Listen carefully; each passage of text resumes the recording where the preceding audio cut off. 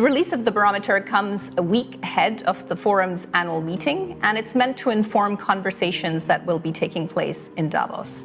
But more importantly, it's meant to help stakeholders around the world in the public and the private sectors navigate what is a complex and uncertain moment. The Global Cooperation Barometer measures the state of global cooperation across 5 dimensions, or pillars. 1, trade and capital flows. 2, innovation and technology. 3, climate and natural capital. 4, health and wellness. And 5th, peace and security. Peace and security has plummeted the last 2 years. We're much more resilient in the other areas. I hope that even in a fragmented world where we see competition between nations, there are areas where we are willing to also cooperate. If we don't, we'll pay a high price. And I think this barometer shows us also the yield and benefits by cooperating. Let's look at those areas rather than all the areas where we are seeing a less of cooperation.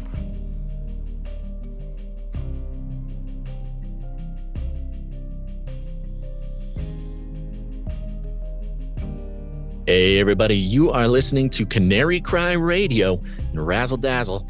I'm your best buddy Basil, and you're not crazy. And this is Gons. Welcome to episode number 169. About time. 169, about time. Gons, we're doing it. Good rhyme. First interview of 2024. Very exciting.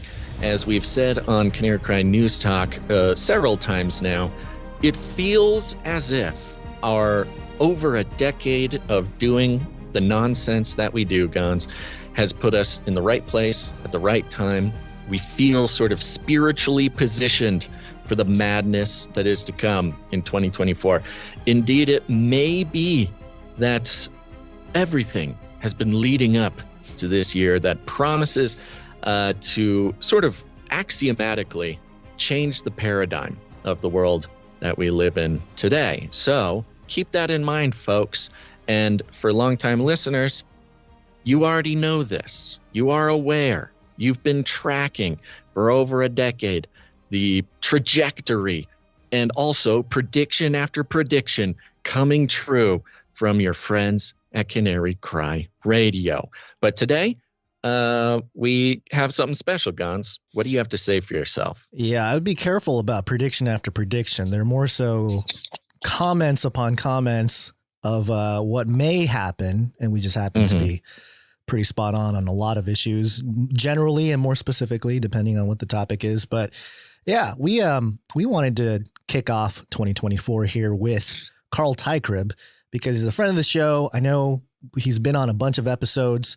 He was recently on the Burning Man episode, the tome that we were able to publish on back in September, I think. It's been 4 months since Carl was on, so it felt like just yesterday. Yeah. But well, and indeed, we have an entire library of episodes that were either inspired by or include Mr. Carl Teichrib. If you go to burningmanresearch.com, I don't know if I told you this, Carl, who's not on the screen yet, but you will be in a second. Burningmanresearch.com was not taken. I swept it up. We have it tied up in our basement. And if you go to burningmanresearch.com, it'll take you to a library of all of our, well, you guessed it, Burning Man research. Many, many hours worth of podcast episodes to explore there. And it's really all thanks to Carl, who got us on this train back in 2014. And for that, we're very grateful. So without further ado, I'd like to introduce a man who needs no introduction here, but it is our very good friend, Carl Teichrib. It's good to be with you guys. Can't believe it's 2024 as well. It's pretty darn wild to think that. But here we are. Beginning of a new year. It's going to be no doubt filled with surprises and some craziness along the way. And all of this, we trust God that He will see us through it, right? Time keeps on ticking into the future. And folks, no doubt you've noticed by now, our good friend Carl is Canadian. which gives him a very special set of skills when it comes to researching the grand scale of trends and forces that are ruling our world. Only a Canadian could truly have the insight required to do such a monumental task. But thank you for being here, my friend. And for those who don't know, Carl is an author and a researcher and a speaker and a just overall genuinely quality human being. You might know him specifically from Game of Gods, which is I am learning now. I just had a listener tell me, a listener whom I know in real life and have actually seen face to face for many years, telling me that they are making their way through Game of Gods. Carl, you're opening eyes across the world, and for that, we are appreciative.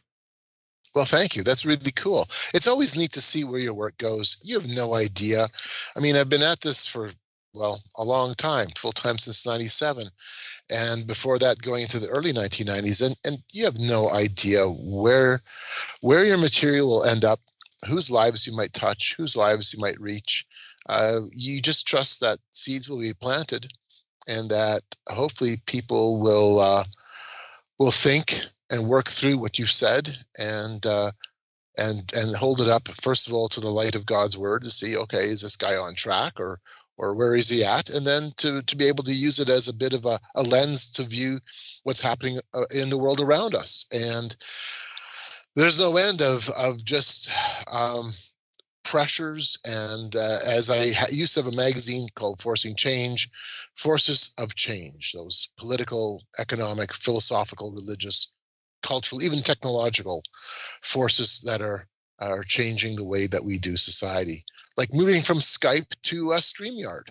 Yeah, big deal.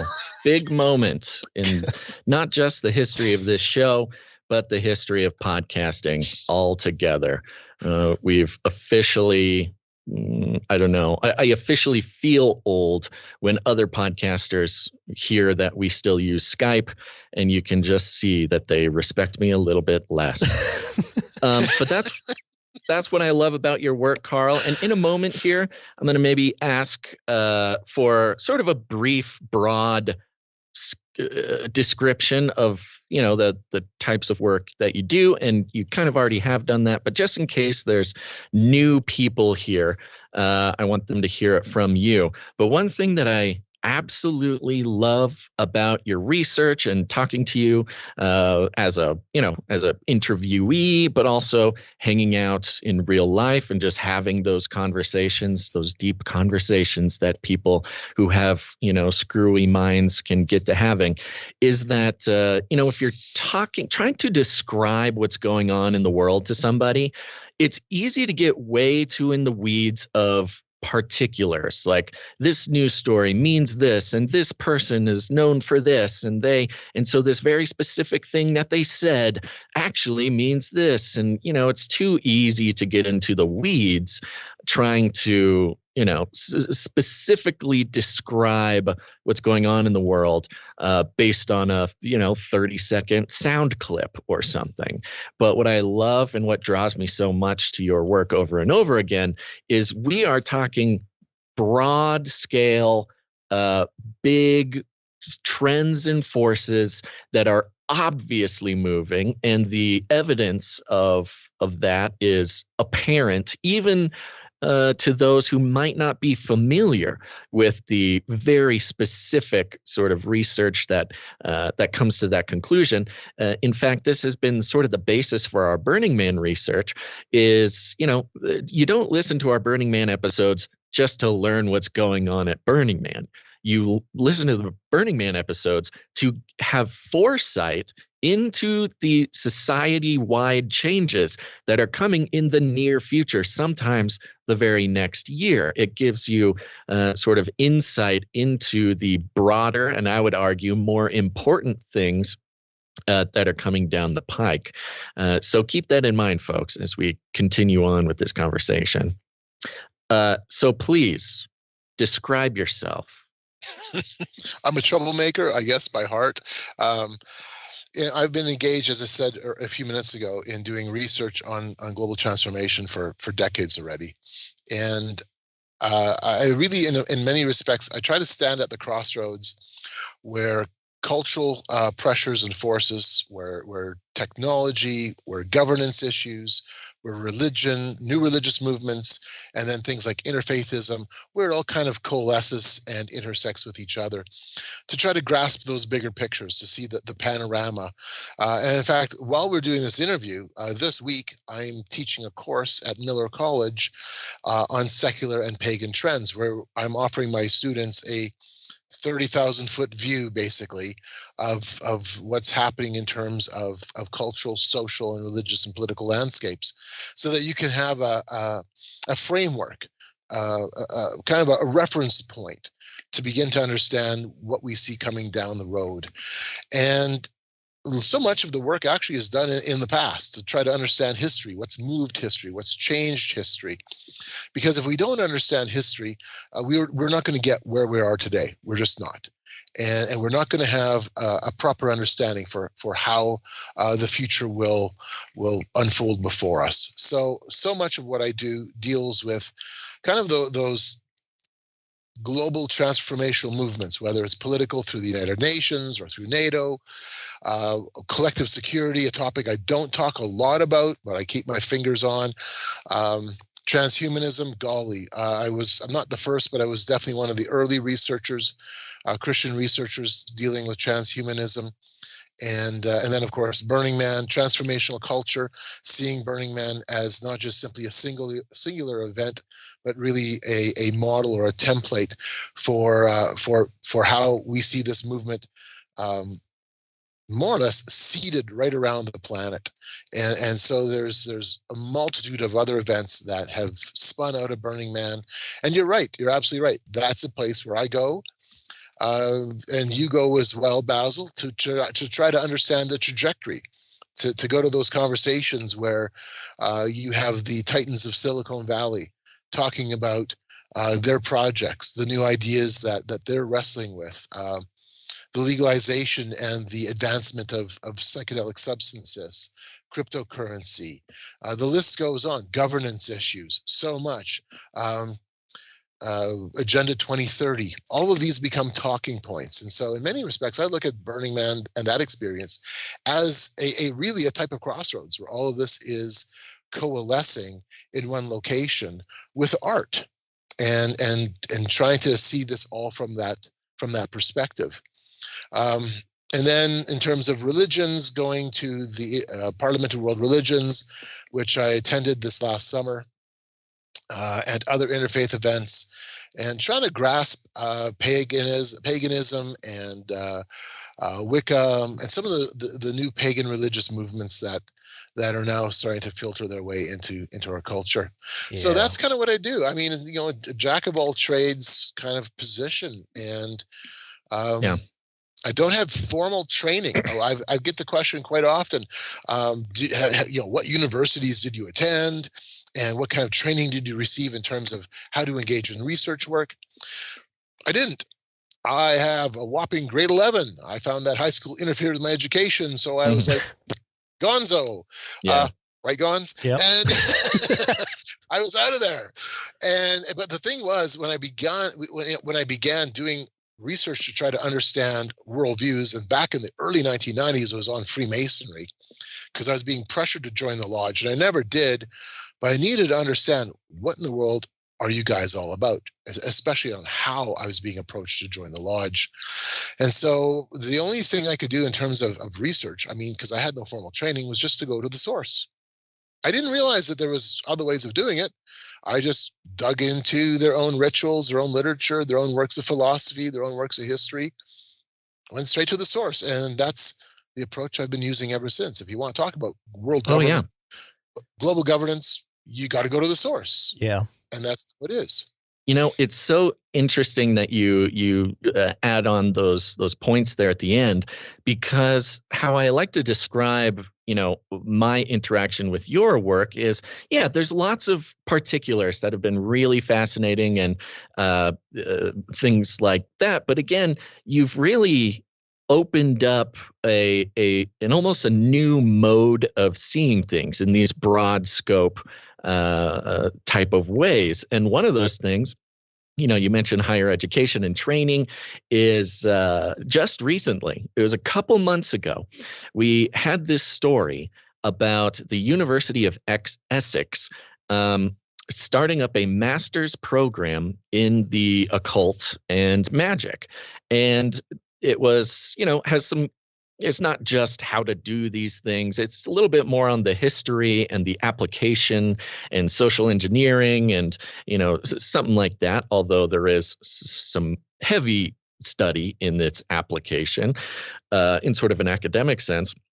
And what that signaled to me was, oh, you can get a master's in this. This is going to be happening quickly. They're trying to create an industry of occult experts. And I sort of got excited, and I usually don't actually make predictions, but I made a prediction. Like, they are creating an industry of occult experts. We're going to start seeing occult experts showing up in the news. That's, you don't create experts in something if it can't be used by the establishment. So there must be a reason. And I'm like, you know what? I think we're going to start seeing occult experts showing up on the news, giving occult analysis of current events and things like that. And boom, the very next month, I think it was PBS brought in some occult experts to talk about Trump's history. It was NPR. And just recently, I think it was like last week or a couple days ago, Fox News brought on an occult expert, a tarot card reader, to do a tarot card reading about the election. Like, it was almost immediately after the signal went out that, there's an industry of occult experts and it's going to be very interesting. People are going to be very engaged in it. And here you go. It took maybe 4 weeks to go from the signal to the reality that occult experts are being sort of created in the higher education system to be deployed in the social engineering project that is mass legacy media. So it's the type of thinking that led me to make that prediction that I think I either inherited from you or gleaned from working with you, or at least it was, of course, strengthened and perfected through Carl Teichrib. So just a little bit of the benefits of paying attention to your work there. Well, this is not difficult work. It's a matter of being able to see the trends. It's a matter of being able, to be able to see where the lines of influence go. That's really kind of the bottom line. How is our culture shaped? How is it influenced? And when you're thinking about the long-term trend line, we've moved from modernity. We moved from a hardcore materialism and secularism, which more or less ran aground in the 1960s, honestly. And the 1960s opened up that age of postmodernism, which was an artistic and literary mood more than anything else to begin with. And now postmodernism is kind of a way of seeing the world where we have nothing but questions about ultimate authority, purpose, meaning, but we have no answers. And so postmodernism creates its own vacuum of meaning, because a question without answers becomes kind of pointless, especially when you say there is no answer, there is no truth. But that doesn't work. It's not a long-term solution. And so postmodernism, basically right off the bat, found its own kind of answer, its own solution. And we would call that today, of course, paganism, or you would maybe describe it as I did in my book, re-enchantment. And so no surprise that we are entering this occult era, the mystical age, the age of oneness, because what else do we have left? We've rejected materialism in its classical modernity sense. We're in many ways, we're looking for the answers, even though postmodernism says there's no real answers, there's no firm grounding. But we know there's something. We know. But because we've rejected Christianity, and because we've rejected, in many respects, some of the framework of the secular mind, we're searching for the spiritual. We're searching for some sense of meaning and purpose. And Yeah. now all we have left at this point is an ancient worldview. It's a pagan worldview. And so we have what could be described as an ancient future mythos, an ancient future perspective. We glean from the past, we insert it into the now, and it's not too difficult to see where that's going to take us. Yeah. And it's really coming to a time where people are understanding, whether it's sort of amateur, I don't know, amateur historically, or sort of amateur analysis, or, looking at the scholarly and sort of academic side of it, that mythology used to mean, old fairy tales. In the public eye, in the public understanding, you say mythology, everybody would say, something to the effect of old fairy tales, the old pantheon of gods, the stuff people used to believe that now we tell stories about and make Disney movies about, stuff like that. But really, is coming to a common understanding that mythology, sort of more in the Joseph Campbell type of sense, it's in the secular vernacular, that mythology is is the stories of understanding that we use today, where Trump has his own mythology, the sort of divine, not divination, but the making divine of current people, current stories, because of the power that they have over our sort of minds and decisions today, no longer past fairy tales. So like you say, you've got a sort of re-mythologized secular world. And what I find so fascinating is it's not necessarily just the secular world. You also have the Christian community sort of being re-enchanted in this way, meaning, it's a shift in perspective of how the modern world works and how we interact in it. One, point that goes towards that is, as you discovered in your Burning Man trips and your research that you've made available, is that something like, I would say, at least a plurality of the people who are attending Burning Man, the crazy, hippie / tech / weird mythological art festival in the desert, which has its own mythology that we've covered. They're Christians. They come from a Christian background. They are either currently, most of them are former Christians. And so this is not just something that's affecting secular ideology, but it's something that is absolutely saturating society as a whole. And one very interesting thing I discovered lately is, do you remember the Christian musician John Mark McMillan? Mm-hmm. Yeah, extremely popular Christian worship leader / musician / guy, kind of in the early 2010s. Around that time, I mean, every worship team was playing his songs. He was playing on every station. He was pretty much the most engaged with Christian artist during his time. Well, he's still going. He's got a new album out, and he's making, his sound has evolved, and it's very interesting. And I'll say this, the music is, I think, better than it was back then. I wasn't ever a huge fan, but, he's sort of developed over the time, kept with the times or something. But on his bio in Spotify, he says stuff like, father, blah, whatever. His little bio mentions a couple things. And at the end of it, he puts re-enchanted.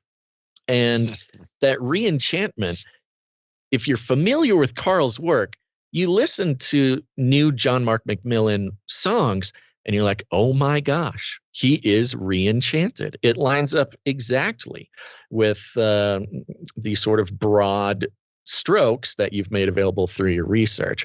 So it's not just the secular world that is experiencing this transformation. There's also a large portion of the Christian community. It's society as a whole. You almost don't even need to separate secular from Christian when it comes to this shift in paradigm.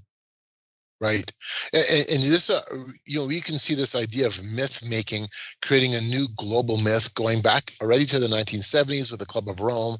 The Club of Rome was in their documentation talking about the new global myth and how the Western nations will be the most suitable for adopting a change in values to accept a new global mythology. Stanford Research Institute, they're changing images of man. I don't think they use the word mythology, but it wraps it up in a same kind of a sensibility that we're looking for a new mood, a new framing narrative, a new way of thinking about things. So myth becomes an information technology. Yeah. That's really what it is. And it sets kind of the course for how we think culturally and socially. And we are smack in the middle of this. My first research event that I attended was back in 1997, speaking about creating myths. And that was a youth-oriented event called the Global Citizenship 2000 Youth Congress back in 1997. And it was to re-engineer Canada's education system, to formulate a new curriculum that would be in line with United Nations goals and achieving the idea of sustainable development, create good global citizens. And during the course of that event, we were told repeatedly about the importance of venerating your mother, of Gaia, of having that world planetary mindset. Robert Mueller from the United Nations, the former UN Undersecretary General, was our guiding figure, and he was the one who gave instructions and inspiration to those who were attending this, what really was an event built around changing Canada's education system to reflect a planetary or an international mythology. And so that's been working out great for you guys. Well, I know, and it's everywhere. You can't escape this stuff. And now I have a prime minister who completely literally embodies this. Yeah. I mean, yeah. I pay a carbon tax. Okay. Every time I fill up my car. Well, right now in my province, we've axed the carbon tax for a couple of months just because our cost of living is through the roof. Thank you for all the taxes. And then the money supply creation. Nevertheless, nobody really knows how inflation starts or ends, right? Justin Trudeau has told us that the budget balances itself. Nevertheless, we pay our carbon tax. Seriously, he's got the AI running the books. He even chided, this is a while back, how he's unconcerned about monetary policy. I'm like, well, obviously. Yeah, right. More than obviously. So I got to pay my stupid carbon taxes, which and because of my background going to UN events and World Federalist events, I know where it came from. I know the history of the idea of the carbon tax, and it is to serve Mother Earth. It is to save the planet, as if somehow we're going to be, through my pocketbook, I'm going to be a savior. I'm going to participate in being a collective messiah for Gaia. And I understand the spiritual pagan dynamics behind it. And it just ticks me off because this is not voluntary. I have no choice. I am giving a tithe and offering to Mother Earth, to my carbon taxes. I am participating in re-enchantment. I am participating in the mythologization of the world. Yeah. Wow. Yeah. I mean, that shows an interesting aspect of this, which is it starts by, trying to convince the children, trying to raise the children in this way, trying to instill these values in the next generation and influence those who are influenceable in society, who are hooked into the mainstream media and believe their politicians are genuine and all these things. It starts with that. And as we see now, as we move into this phase 2, it starts with trying to trick you, and then it just goes straight to forcing you to participate in not just the theory, but the praxis of this new religion. Yeah. Yeah. Well, let me jump in because in this time here, 2024, and I want to transition into the World Economic Forum. We got Davos coming up as we record this in, I think, this week. And their whole theme is rebuilding trust. So in this time, it seems that as they have clamped down and really shown their cards in certain places, I think Canada being one of them, we saw a lot of what Canada, or at least the leadership, was representing during the lockdowns and all that kind of stuff during the trucker protests. And the world was watching, the world saw.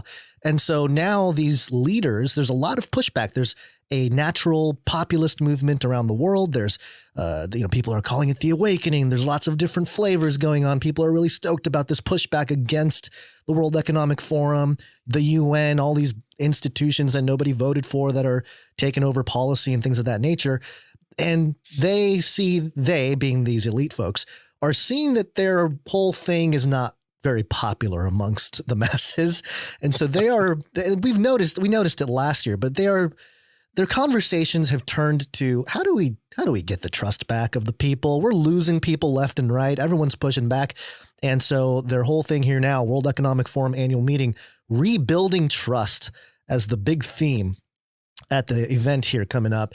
And it says here about the meeting, the 54th annual meeting of the World Economic Forum will provide a crucial space to focus on the fundamental principles driving trust, including transparency, consistency, and accountability, which, of course, the issue with a lot of these leaders is lacking all of those things. So what are they planning? What do they see as, are they going to make any progress in this regard? Do they actually think that by addressing these topics of transparency, consistency, and accountability, they are going to continue to, or at least get back the trust of the public masses?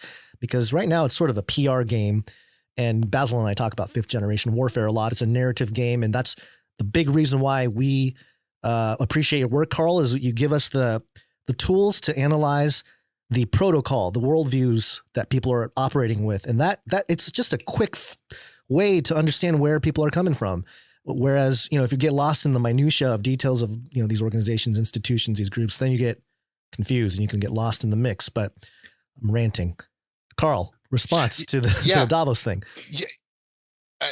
And yes, trust is a big thing. We've lost trust. COVID's one of the biggest, one of the victims of the COVID era was the destruction of trust. But of course, the trust that they're referring to isn't the trust that we lost as communities. And in my province specifically, we put in snitch lines and enforcement officers, and immediately you knew where this was going to go. Trust was going to evaporate. But the trust that they're describing is more a self-serving version of trust. My expectation with this is that they're going to focus more on things like curbing misinformation, right, and disinformation, so that you can trust us more. That was the flavoring that came through at the Parliament of World Religions back in August of 2023 when I attended. Golly, I've got the workbook for, I'm not going to change the subject here, but I just wanted to correlate this. So here's the agenda book for the last Parliament of World Religions, A Call to Consciousness, defending freedom and human rights. That sounds so good. We would all be on board with that. We want to defend freedom. We want to advance human rights. We want to make sure that we have our liberty. We had workshops on curtailing Trumpism and right-wing nationalism, right, and the problem of evangelicals. Evangelicals were okay. The language has changed in the interfaith community. It used to be if you were a Christian and took your faith seriously, that is, that Jesus Christ is the only way, you were a fundamentalist. Then you became an exclusivist. I can live with both. Then you became an extremist. The language at the 2018 Parliament was interesting. It was a shift. You were a supremacist. The language at this Parliament, at this last Parliament, is you're an authoritarian. Yeah, of course. Wow. Yes. And then the hints that were thrown out in one of the workshops, because there is an anticipation that the language will change again. You are a terrorist. Yeah. And so we were promised that in order to maintain and support freedom and human rights, We need to engage in doing a better job to stop the flow of right-wing misinformation, conservative talking points. We need to start clamping down on AM radio, all of those kinds of things. Yeah. We need to put more of a handle on controlling the internet and the flow of information. So when they say, they being the World Economic Forum, we want to reinstill trust, to me, I'm already going, yeah, pardon me, but I don't trust you. Yeah. Well, get this, Carl. Yeah. We just have finished episode 702 of Canary Cry News Talk, which was titled Game of Trust. And let me just show this here for people watching here. Game of Trust. And we covered an article that published by Cointelegraph titled, Yes, We Trust Announces Trust in Tech Day at World Economic Forum, Davos, Switzerland. So look forward to that one, Carl. So it's a Swiss... Which is basically a cult. Yeah, so we looked into Yes, We Trust. To your point about mythologizing, it's almost like they've given up on the old way. They've picked up the sort of a different way to do things. Oh, I lost the page, Basil. The whole page is gone. The whole page has become coming soon. I wonder if they took it down because the cult stuff was way too intense and we called them out on it. Yeah, that started happening when we were reporting on it live, that they started putting everything to under construction after it had existed and was released and informed about at Davos. And then, like what happens a lot with the World Economic Forum, is they come out with their brilliant ideas and then people hear their brilliant ideas and say, you guys are absolutely insane. You're crazy sort of mind control cult worship that they want you to join into, and they go, oops, this isn't coming across how we want it. No. Same with the you'll own nothing and you'll be happy. That was in their own video, in their own brochure. And of course, surprise, surprise, people didn't like that idea. Yeah, if I could summarize it, distance from it as much as they can. If I can summarize it for you, Carl, their website, their homepage was, the whole thing, the logo, the whole deal. And then it was join us or, be a part of start your hero's journey. It was the Joseph Campbell prompt. It was your hero's journey. Step 1, download the app. You got to download the app. You got to do that first to join. And it was something about join the elite class of humanity or something like that. It was literally the exclusive people of humanity making a difference. And then it was kind of like when you get a DM or a private message on Facebook or something, and it's some guy with his picture in front of a Bentley, and he's asking you if you want to join the Illuminati. Right. It's kind of like that. It's like, no, you'll become a leader. You'll get opportunities to get financial funding for your stuff. You will work on becoming a better version of yourself. Become your perfect self. Yeah. Join Yes, We Trust. Get the app. Pay the membership fee. It was crazy. It was lunacy. Yeah, it was unbelievable. So I think they have changed from maybe not changed, but they are trying different tactics of earning back trust. And especially with some of the newer technologies coming out, it'll be interesting to see how they pivot, because their authoritarianism has become very apparent. It's not so much. Yeah. Well, it's similar to the education system in Canada, as we just mentioned, which is first they start by trying to, tell a story to make you trust them or get on board with the ideology, and then they force it. It's like the hammer and the nail. The only tools they have is PR, marketing, which of course we know here has some very fascinating roots in occultism, and famous occultists of the 20th century invented the idea of marketing. There was a time where the very idea of PR and marketing didn't exist, but then somebody came up with the great idea that, hey, we can just sort of mind control people into doing what we want. And that's all they can do, is censor truth and redefine truth through their sort of postmodern ideology that has sunken so deep into the hearts of, I would say at least the elites, they are so convinced by this postmodern idea that they can create truth that they're surprised when people don't come running back to them after it's been apparent that they've been lying the whole time. I think they truly are surprised by this. Well, I'm waiting for them to come up with like a conference or a Davos event where they highlight, we're not going to interfere with your life. But that's not going to happen, is it? Yeah, exactly. It's pretty much opposite every single time. Right. I want that to be next year's theme. We're not going to interfere with your life. We're just going to go skiing, drink martinis, spend lots of money, play the hypocrite and blow a pile of petroleum flying to and from Davos so we can feel good about ourselves as we school you on climate change. But this year that's all we're going to do. That's all we're going to do. Wouldn't that be nice? I would be like, yay. That would get the clicks. That would get all the clicks. That's their next agenda, probably, to make it seem like they're admitting stuff. That's the only card they have left to get the clicks. Well, that's how they could.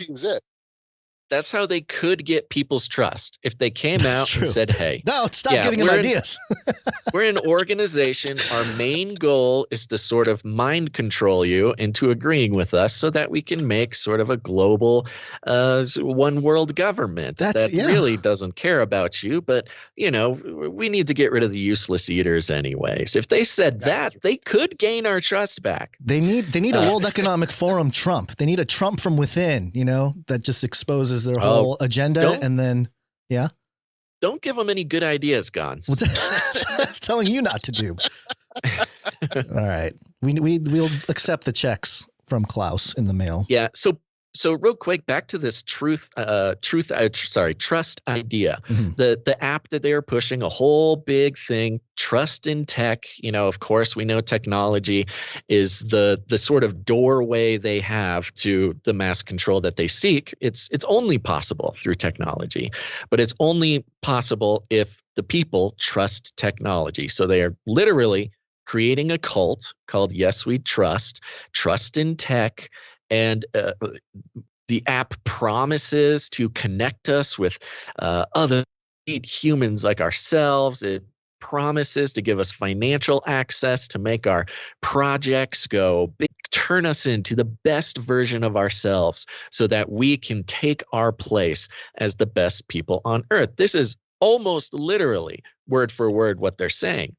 And this trust idea is the sort of postmodern view on the trust that they are trying to create is exactly what you mentioned earlier. It is mythology.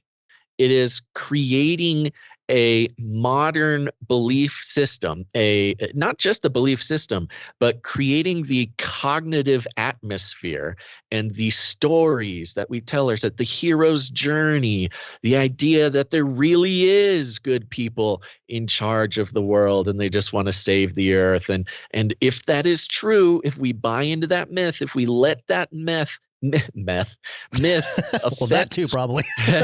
If we let that myth affect the sort of mechanics of our worldview, then there is no choice but to trust them. It is sort of this, again, going back to ideas like manufactured consent and stuff like that. But this idea of myth making and narrative crafting, it is the most important aspect of their plans for the future. And, I've described the narrative creators, the legacy media, the elites throwing these events and controlling the puppet strings. They are almost literally, you can think about it metaphorically if that helps you, but I think it's literal. It's at least metaphorical that they are some sort of magicians. They are practicing a type of magic to exert their will on the world with the written and the spoken word. And it is literally mythology creating that is having a huge effect on those who just aren't paying attention, unfortunately. And what they're creating as well with this new myth is that this is the general good. This is the general will of the masses. So the spin is, it's not their idea. It's really supposed to be your idea. You're supposed to be a participant in this. And one of the things I've been teaching here at Miller College, and this morning specifically, was on some of the history of modernity, going back so far as Jean-Jacques Rousseau with the idea of the social contract. Well, in this case, the World Economic Forum is in many respects an ecosystem that builds the social contract. It brings to itself heads of state. It brings to itself the heads of corporations, banking, finance, special interest groups, the international community. They're all there to build their new myth, to build the consensus around their myth. And then that's sold to us. And of course, there's buy-in, especially with a population that has already been preconditioned through our education system and through non-stop propaganda that we have to save the earth, we have to save the climate, we have to engage in the security of everybody else. And there's power. There's power in being in charge of setting the tone for how people are supposed to think and behave. So I don't want to make this a COVID thing, but I go back to what happened during the COVID years. It was fascinating. I would listen to, in my province had a weekly, sometimes bi-weekly COVID bulletin update. And it was a video press conference, press release kind of thing. And I mean, it was torture to listen to the same thing. And I listened to probably half, maybe 3/4 of them over the course of those 2 or 3 years. I mean, it was self-torture, but because it was always saying the same thing. But it was a really interesting experience in myth making and the power of suggestion and the power of controlling the language. So I would hear, let's say, our health official, Dr. Rusin, talk about maybe a certain element or a certain aspect about, so if one example, if you're unvaccinated, you're selfish. You're selfish. Right. None of my neighbors, none of the people in my community would have ever said that. But that was repeated in the press conferences, repeated a number of times. All of a sudden it's picked up in the media. All of a sudden it's circulating in our social media posts.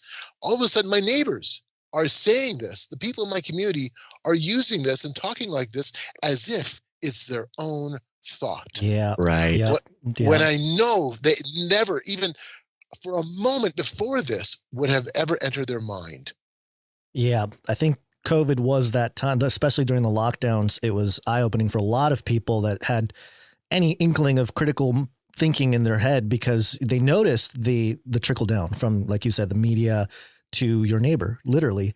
I noticed it. I noticed it myself. Yeah. I did certain phrases that were repeated by people that are in the medical field and stuff like that. So yeah, it was so a matter obvious. of projecting morals. Suddenly the moral compass came from the media and the elites, instead of even at the very least, a sort of inwardly sourced morality that went away, even for the secular crowd. And it was suddenly, no, the government is giving you your morals. And people jumped right on it. Maybe because the postmodernism created such a vacuum of morality, or a vacuum of principles, that people, I think, were aching to be given some morals and some ethics. And the elites were able to just step right in, dictate morals, dictate ethics, and suddenly it was just like downloaded. It was uploaded and downloaded and installed in the souls of so many people almost overnight. Mm-hmm.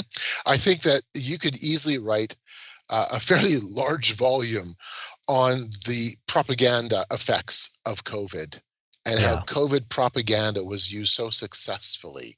Yeah. Because it was a 3-year model of intense myth making and propaganda. I mean, daily, hourly, you couldn't get away from it.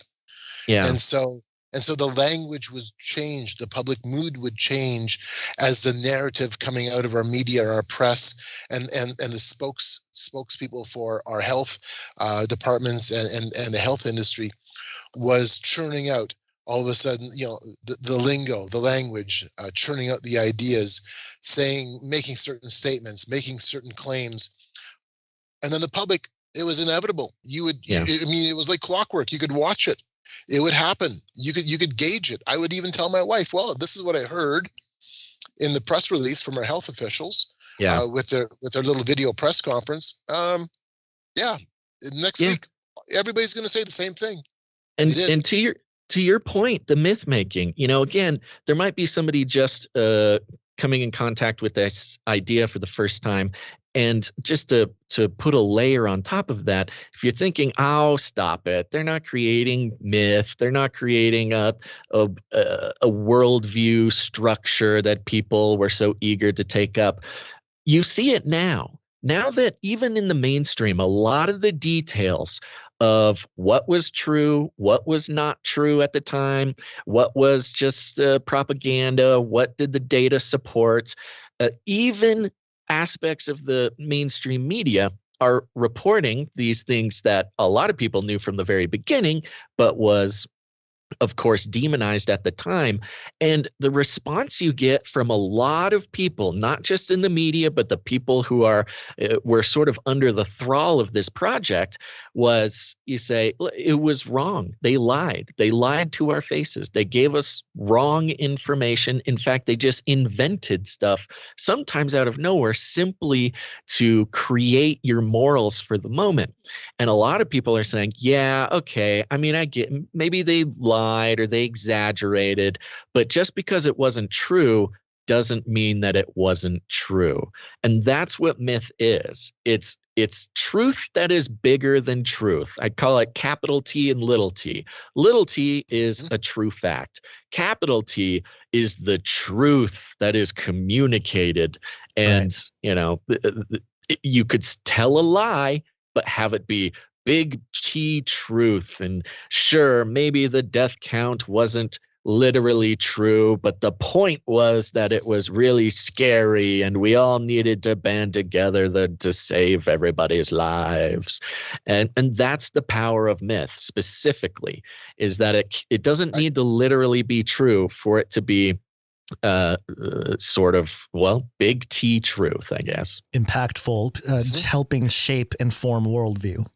Right. Spiritually true or morally true or emotionally true, whatever you want to call it. Yeah. Exactly. And go ahead. Oh, go ahead. Sorry, Gons. No. Please respond. I have a different direction that I want to take it. So, my thoughts.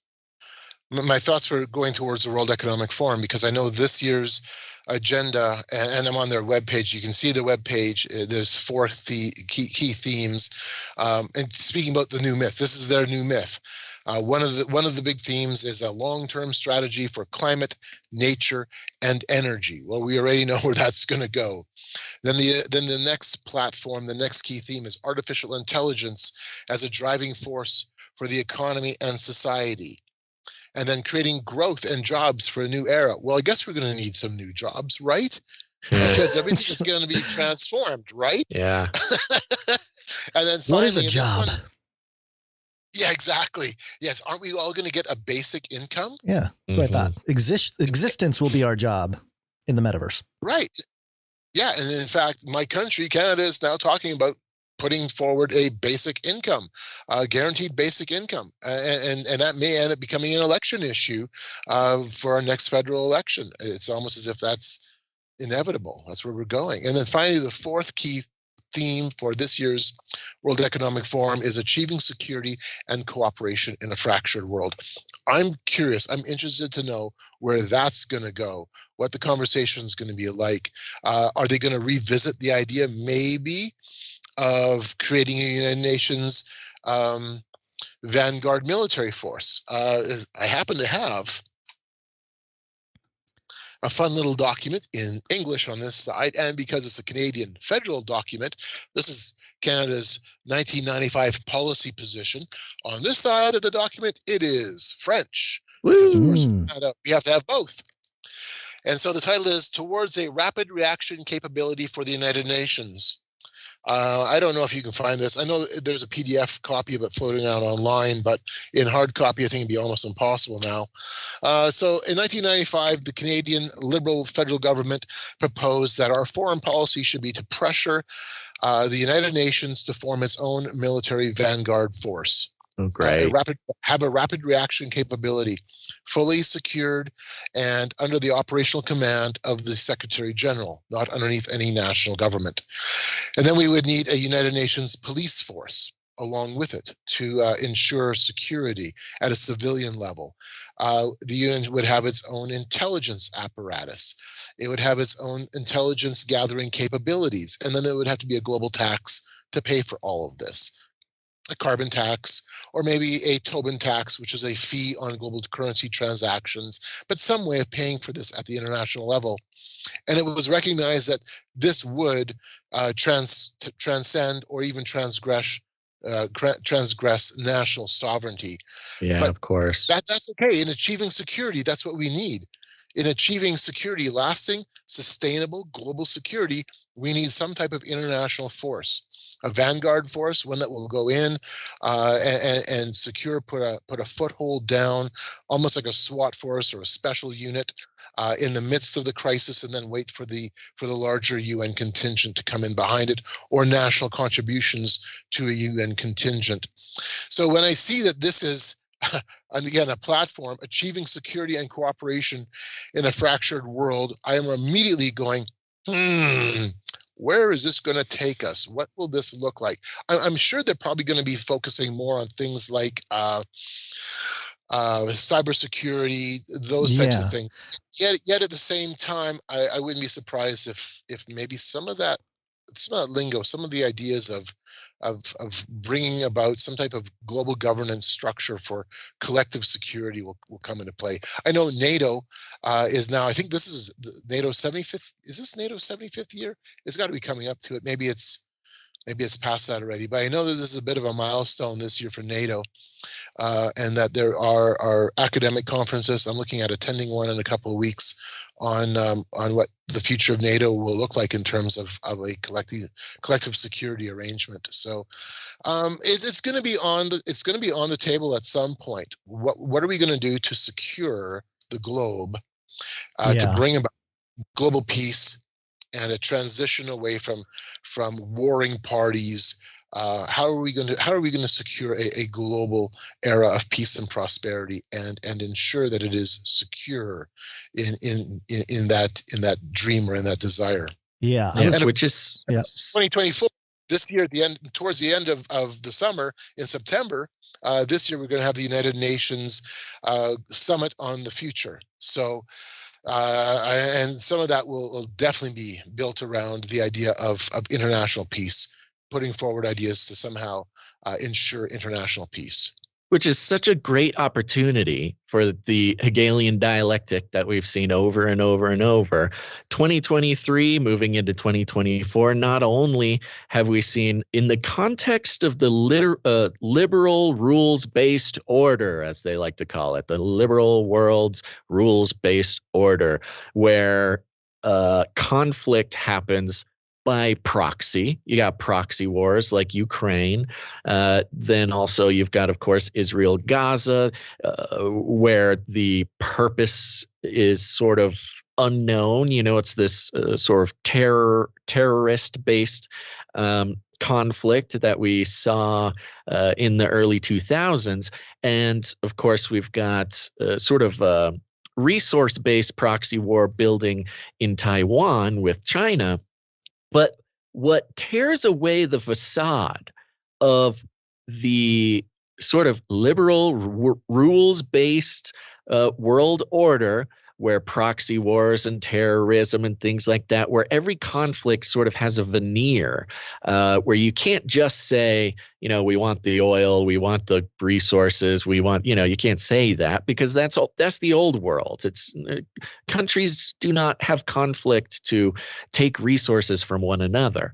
But then you have Venezuela moving into Guyana, and there's no narrative around this. They're not even trying to put the liberal rules-based world order veneer over this. It is Venezuela just saying, we want your oil. We're coming to take your oil, Guyana. Here we come to take your oil.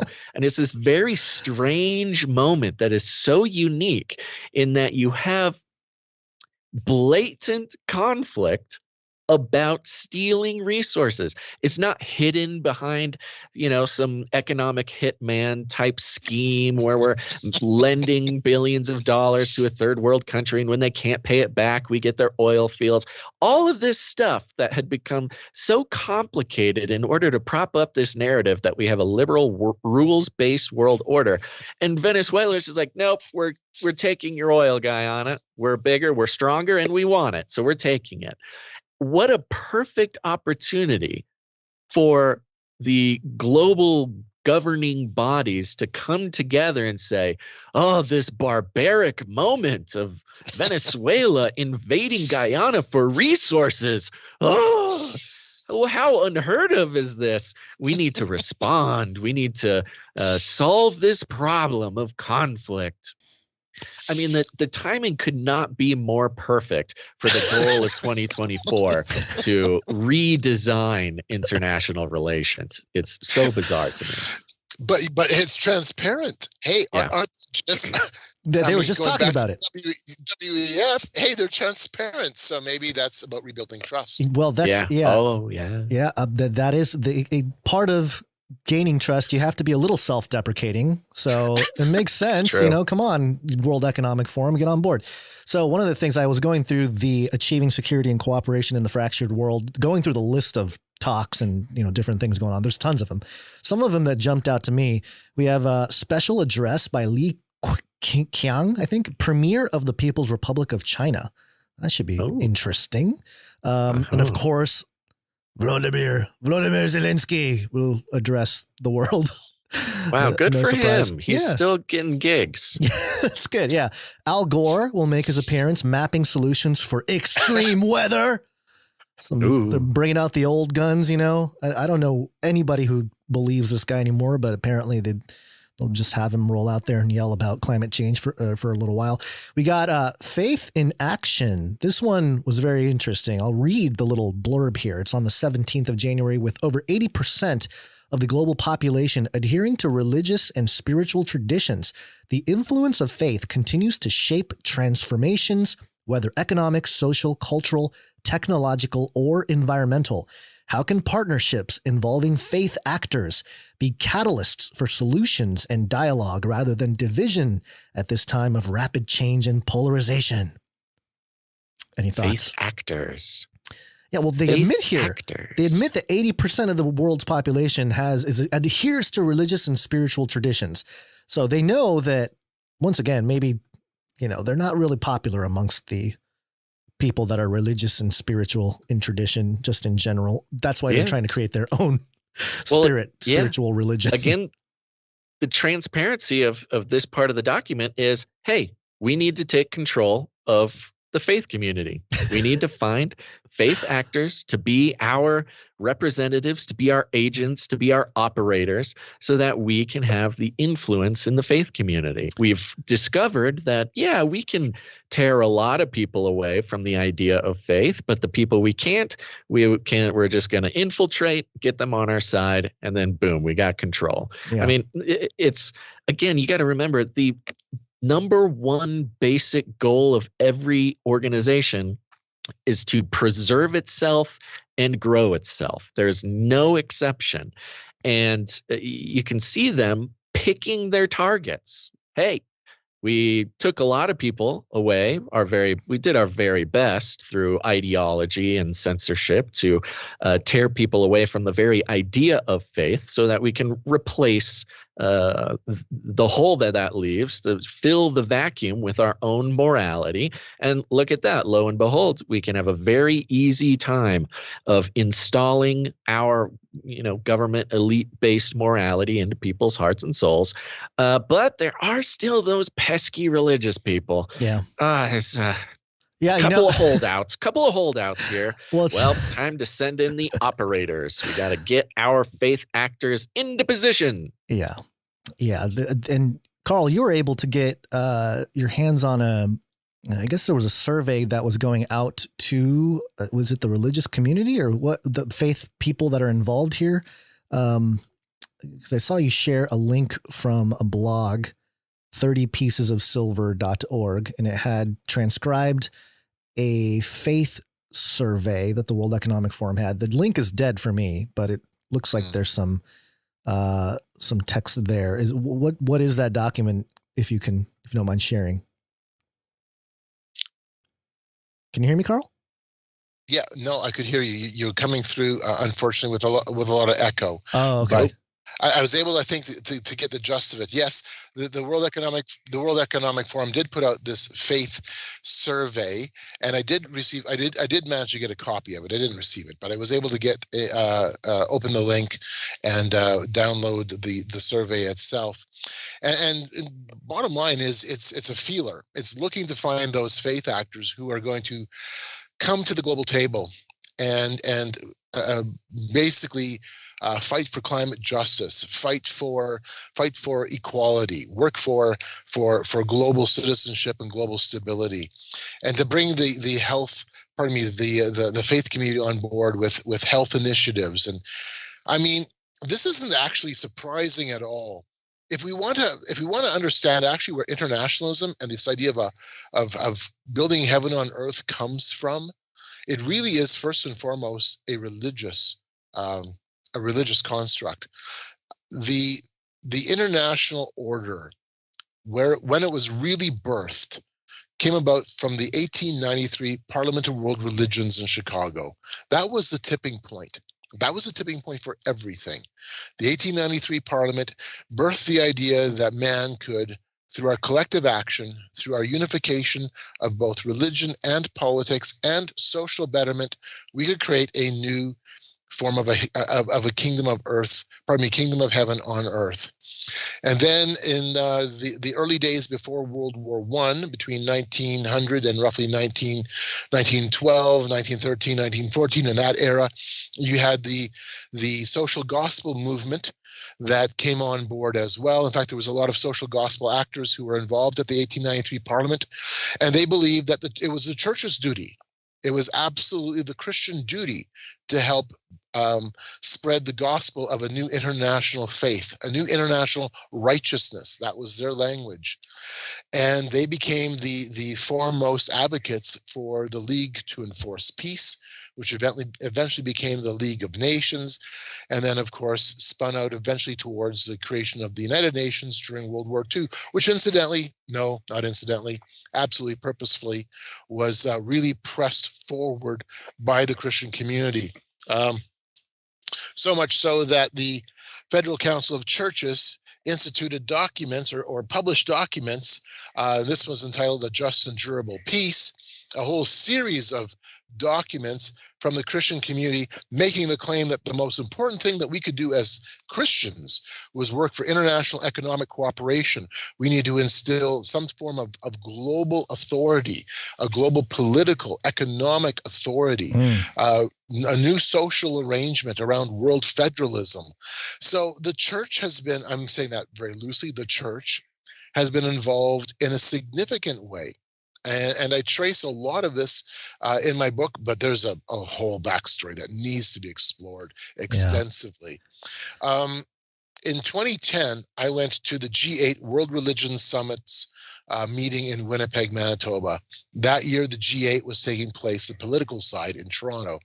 And in Winnipeg, the faith community was gathering for the G8 World Religion Summit. And now, every year, when the G8 and the G20 meet, there is an international interfaith forum for faith leaders to help flesh out policies and guidance documents and action items for the political leaders to endorse. And it's almost like you're not sure which is wagging the tail, or which is wagging the dog anymore.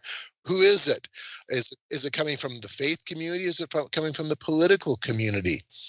And during the 2010 World Religious Summit, it was interesting to note the language and how the religious community very quickly recognized that because of the size of their constituents, so for an example, the Anglican Church has a global footprint. The Catholic Church has a global footprint.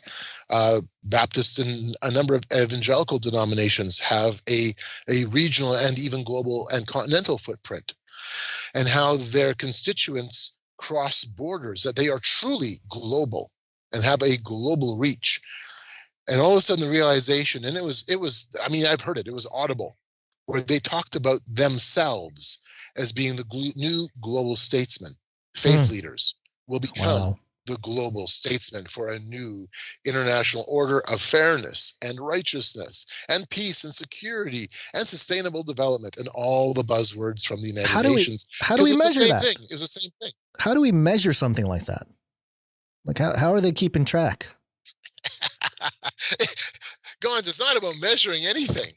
It's about continuing the myth, continuing the narrative. The whole world can go to hell in a handbasket. Everything can explode and go to pieces, and they'll be going, well, okay, we're going to move forward now, build back better. Yeah, well, they're going to have a talk. You don't need a measure. They're gonna have a talk on the Global Cooperation Barometer. They can measure it now. They can measure how much cooperation we're doing. It's fantastic. It's a nice way to say we're going to surveil everything you guys are doing and, keep track of all of your activities. And then part of that is geopolitical coopetition possible. Have you heard the word coopetition? No, this is a good one. Like cooperation and competition squished together for coopetition. Sounds like a Klaus Schwab, a brilliant moment in the back room with Klaus. Wow. Yeah. So I guess here we go. This is how we do measure now. We know, right? Golly, I always took the old school way of measuring things. Last year we blew up a whole bunch of countries with smithereens. This year, let's not do that. I think that'd be a really good barometer. But hey, different people have different standards. That's right. But the faith discussion I do find interesting because the church in America, it's a fascinating thing to look at the decline of the church in the U.S., or at least in the West. We've seen the decline of church, and fascinatingly enough, there's a rise of Christianity, sort of an underground Christianity happening in places like China, places like India. I think there's an underground Christianity that's booming. Iran's a big underground Christian community booming. So, and we don't hear about it too much in the West, but it's fascinating how the World War III context that Basil and I have been trying to wrap our minds around. I know it's this multipolar world order war type situation going on, but really it's a East versus West type of situation. And either you're with the East and Russia, China, authoritarian regimes, or you're with the West and NATO and the US and democracy, quote unquote. And that's been the divide, the teams, the grandeur teams of the divide and conquer. But if the underground church is rising in places like Iran and China, and out here in the West, Americans and Christians, especially in the West, are like, hey, we need to do something about China. We need to do something. We recently, I think, got a little bit more into a type of war with Iran. So I don't know. It makes me worried that out here in the West, we're going to buy this thing about, hey, down with China. And by the way, we've been against the CCP in China, and we get it. We get that it's a bad government, but there are people that live there that have nothing to do with the government. There are oppressed people. So, I'm concerned about the propaganda hitting us to the point where let's just go ahead, drop bombs on China. Let's end or, escalate, depending on where we are at that point, the war, and let's try to recoup that way, because eventually these elite folks, when they don't get what they want, they're going to throw tantrums. Then they might blow stuff up more so than they already have in the last year or so. And your thoughts, Carl, on some of that, because man, it seems like the World War III aspect can only work if there is a religious sort of I don't know, prompting or triggering of religious people. I think the Israel-Gaza conflict is sort of indicative of maybe what's to come worldwide in that regard. Oh, I would agree that there is a tremendous role that religion will be playing in this, religious leaders.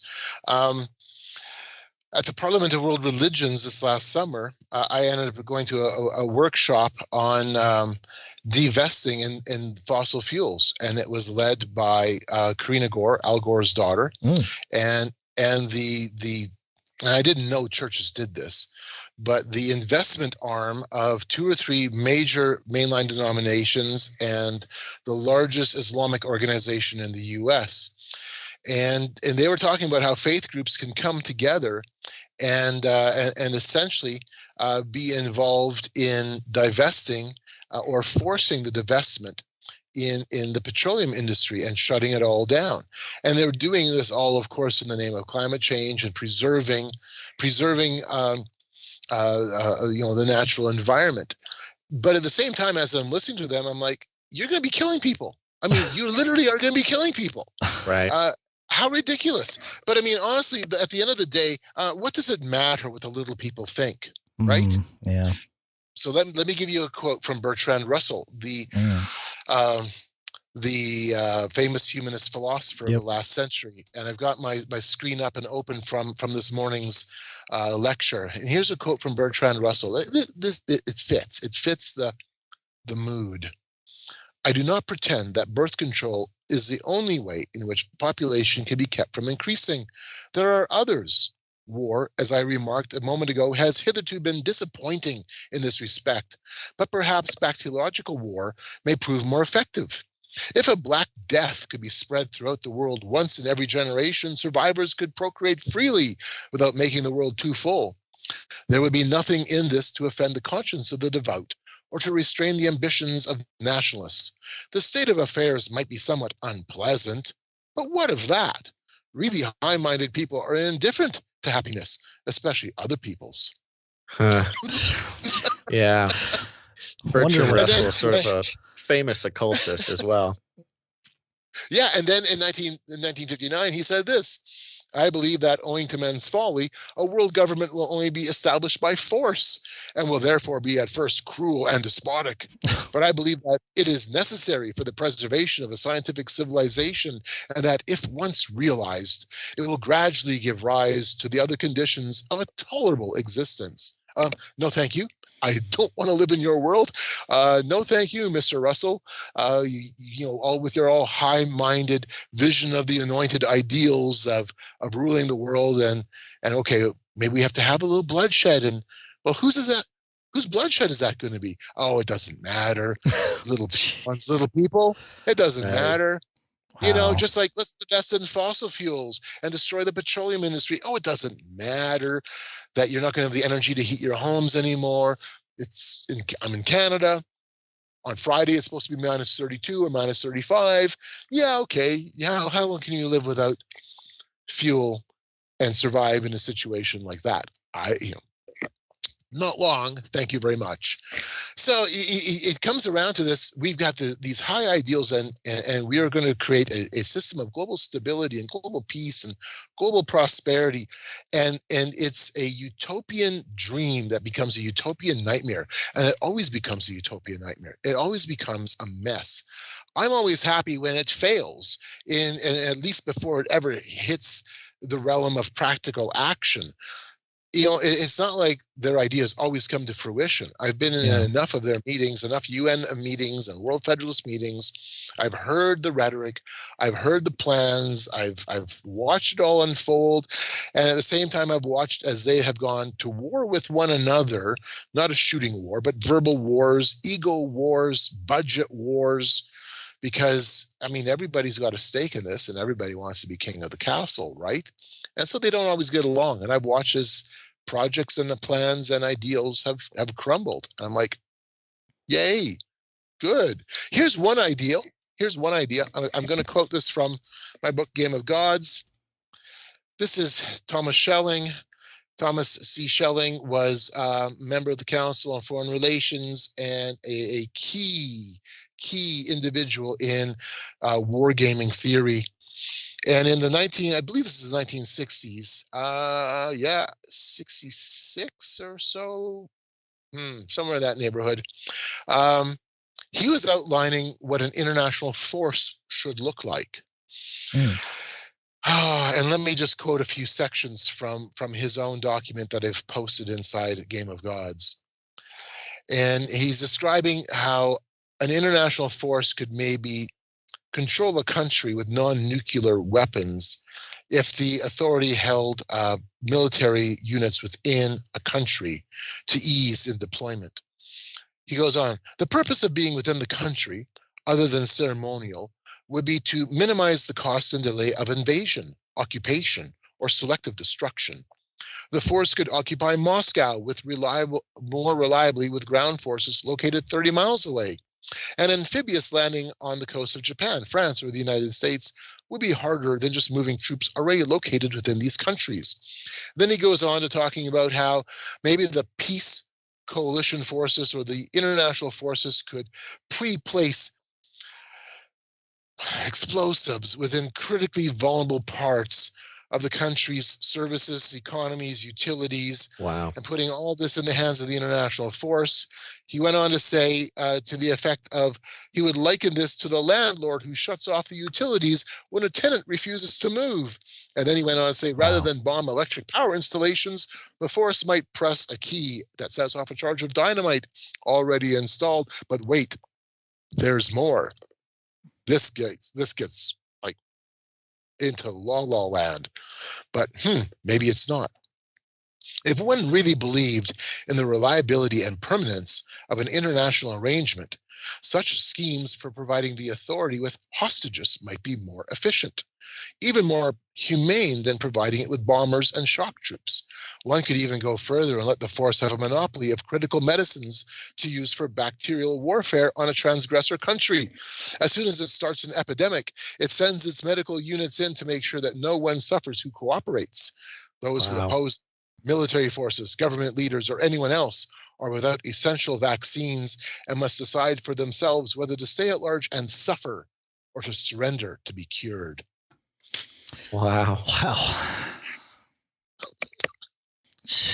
Well, I was going to ask you if, what should people be keeping an eye out for in 2024? This guy passed. And, what signals we can kind of be taking to at least spiritually prepare ourselves for the state of the world in the coming near future.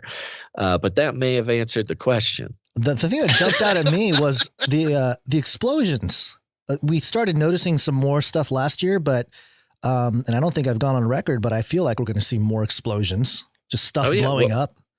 Past couple of years, the fires at all the food processing plants, all the hacks at the water plants. I mean, we've seen different parts of infrastructure just sort of be methodically destroyed. I'm not saying purposefully, but certainly the history and the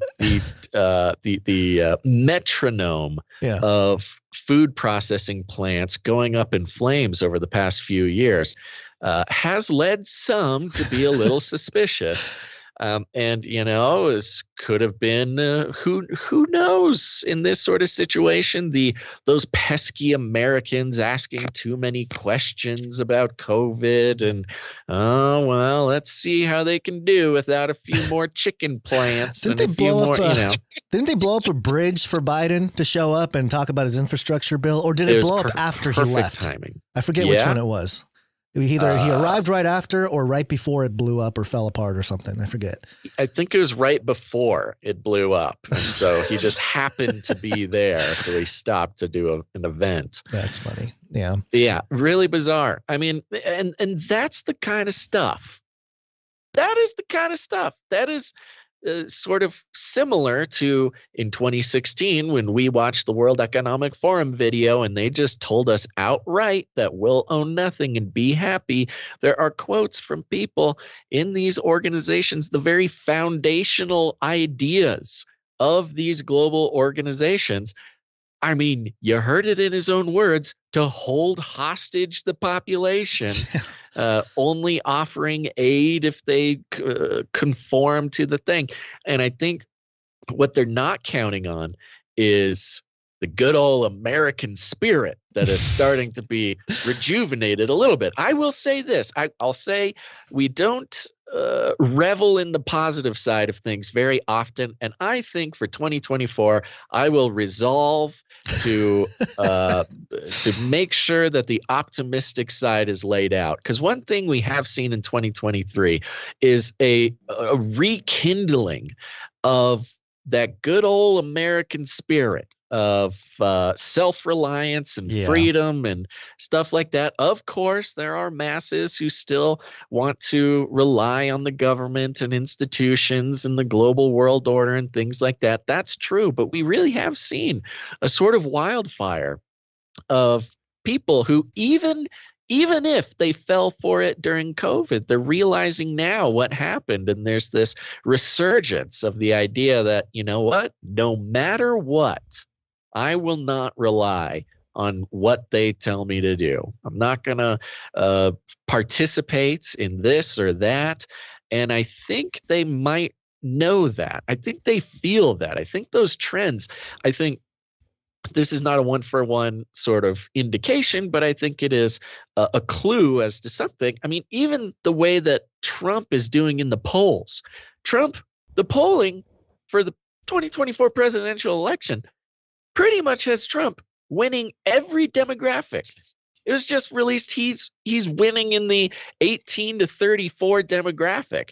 And, you know, as much as the media would like you to believe that support for Trump, and look, I stay apolitical. I'm not here to encourage anybody to vote one way or another, or even to vote at all. But the polls are showing that Trump is unstoppable right now. And for him to have the youth vote, the 18 to 34, unheard of. Republicans have not had the youth vote in my lifetime. And I think more than anything, as much as the media would like us to believe that Trump represents racism and blah, blah, blah, authoritarianism, all the stuff we're supposed to attach to his name, I think more than anything, it's more specifically the anti-establishment nature of what he represents.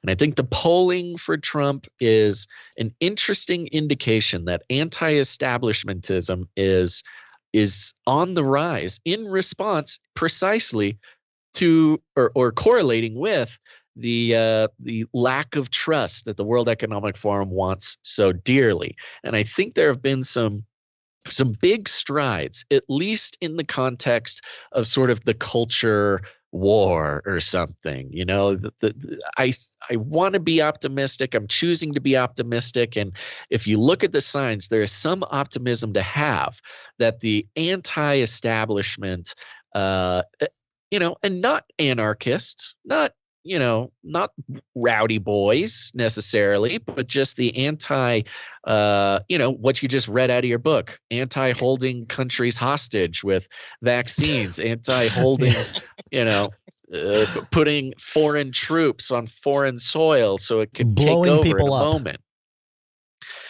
Anti all of that stuff. I have to feel optimistic, and I do feel optimistic. And I think part of, we are not the biggest podcast in the world. We are not the best podcasters in the world, contrary to popular belief. We are not the most influential people on the internet. These things are all true. But to look back in our history, and Carl, you are included in that history as well. You've been with us since pretty much the beginning. To know that the culture war as it stands seems to have aligned with at least the spirit of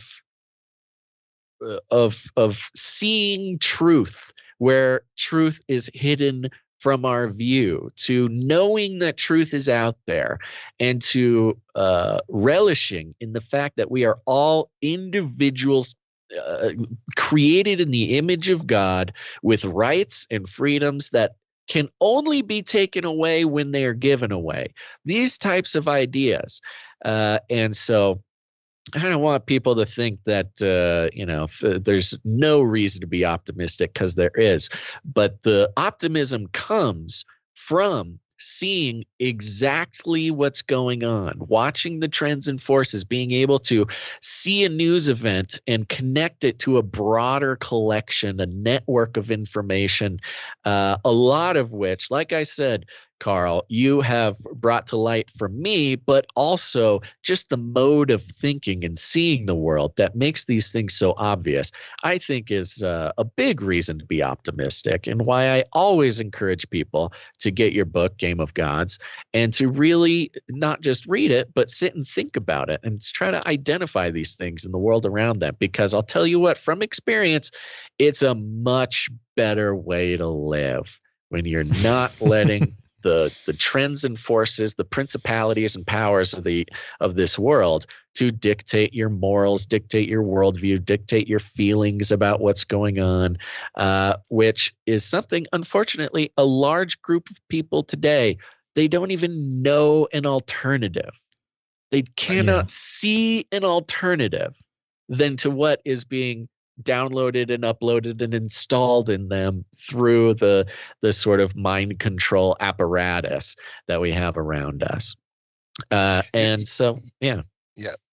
absolutely, you're right. And there is an important there's an important point we have to remember in all of this. This is not just bad news for the sake of bad news. We're trying to understand the trends, understand the times.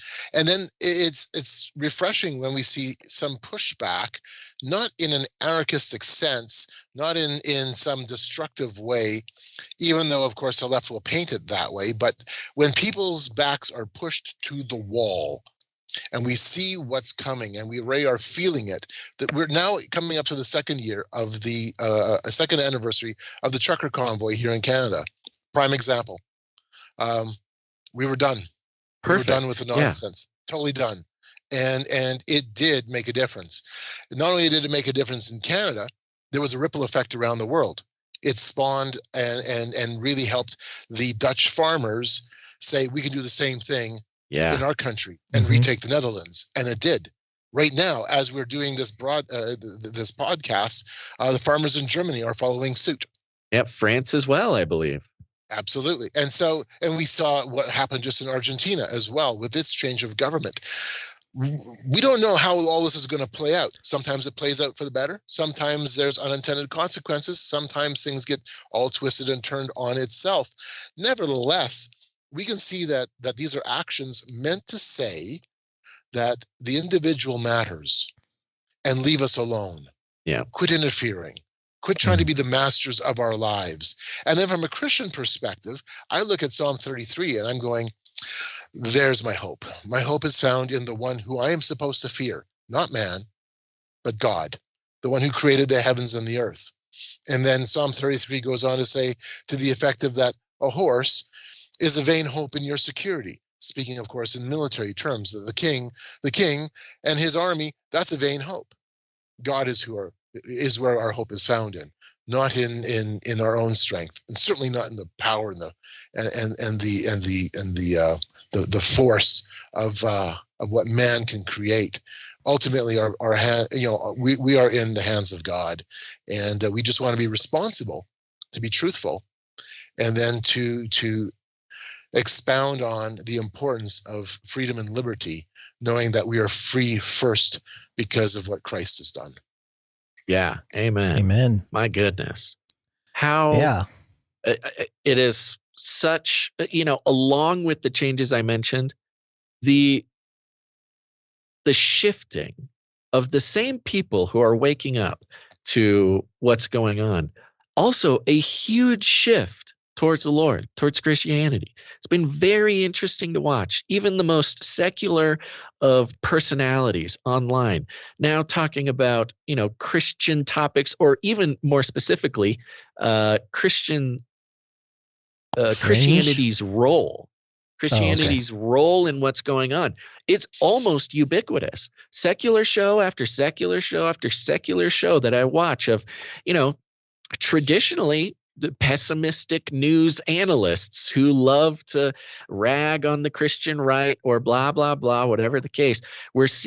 I'm seeing Christian ideas and God-centered pieces of information, because what they're seeing is they're looking around and they're seeing the Christians in their lives, the Christians online, the Christians, in this world where secular morality has been revealed for what it is. The sort of Christian principles are coming to light, and they are admired even by those who do not believe. And it's really incredible to watch.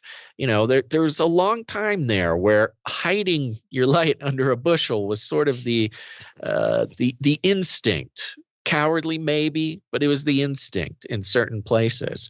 And now I'm seeing not only boldness in Christians to come out and talk blatantly, not in a defensive way, not in a lot of the old ways which sort of created an unfortunate atmosphere around Christianity, but boldness and matter-of-factness, that Christian principles are what is pulling people out of the magnetism of elite-centric morality. Christian principles, ancient principles that have stood the test of time and have supported revolution after revolution, after cultural shift after cultural shift. They survived, and even those who profess to not be Christians, not believe, they're talking about Christian principles, Christian stories, even Christian myth, they might put it in their own words, but how valuable and how empowering these things are today, which I think this is sort of an overnight shift. Maybe over the last year or two I've seen this, but is another reason for some pretty extreme optimism on my part. Yeah, it's optimistic. I do think that there is a danger in politicization when it comes to that stuff. We've talked about the history of, Truman post World War II turning the religious people in this country into defenders against communism. And not that we agree with, or I agree with communism, but that's what they did. They turned a culture of a Bible in one hand, a gun in the other. And, I was watching an Oral Roberts preaching. Have you ever watched Oral Roberts actually do some preaching from like the 30s or 40s or something like that? It was very interesting because he's talking about spiritual warfare, and it was all very compelling. And then you can almost tell the moment he flips on his propaganda role, his voice changes, everything about his countenance, everything changes, and he's screaming about how those evil communists, they're evil, they're demon. It's a very interesting phenomenon. It's like, all the spiritual warfare talk makes sense. We wrestle not against flesh and blood, all these principles that we talk about on this show, and then flip all of a sudden, those evil communists. It was like, whoa, right. What It's happened? Good to keep an eye out for that. I think you're right. I mean, that is a pitfall of what we're seeing. Thankfully, what I'm seeing the most is not politics of Christianity, but it is principles of Christianity. People are seeing principled people go through this world. And it is so rare to see principled people operating in the public for so long. It was cool. It was encouraged to be unprincipled, to change your mind, to align with the powers that be, these types of things. And what principles are what remains when the propaganda is gone. Principled people stick to their principles in face of propaganda.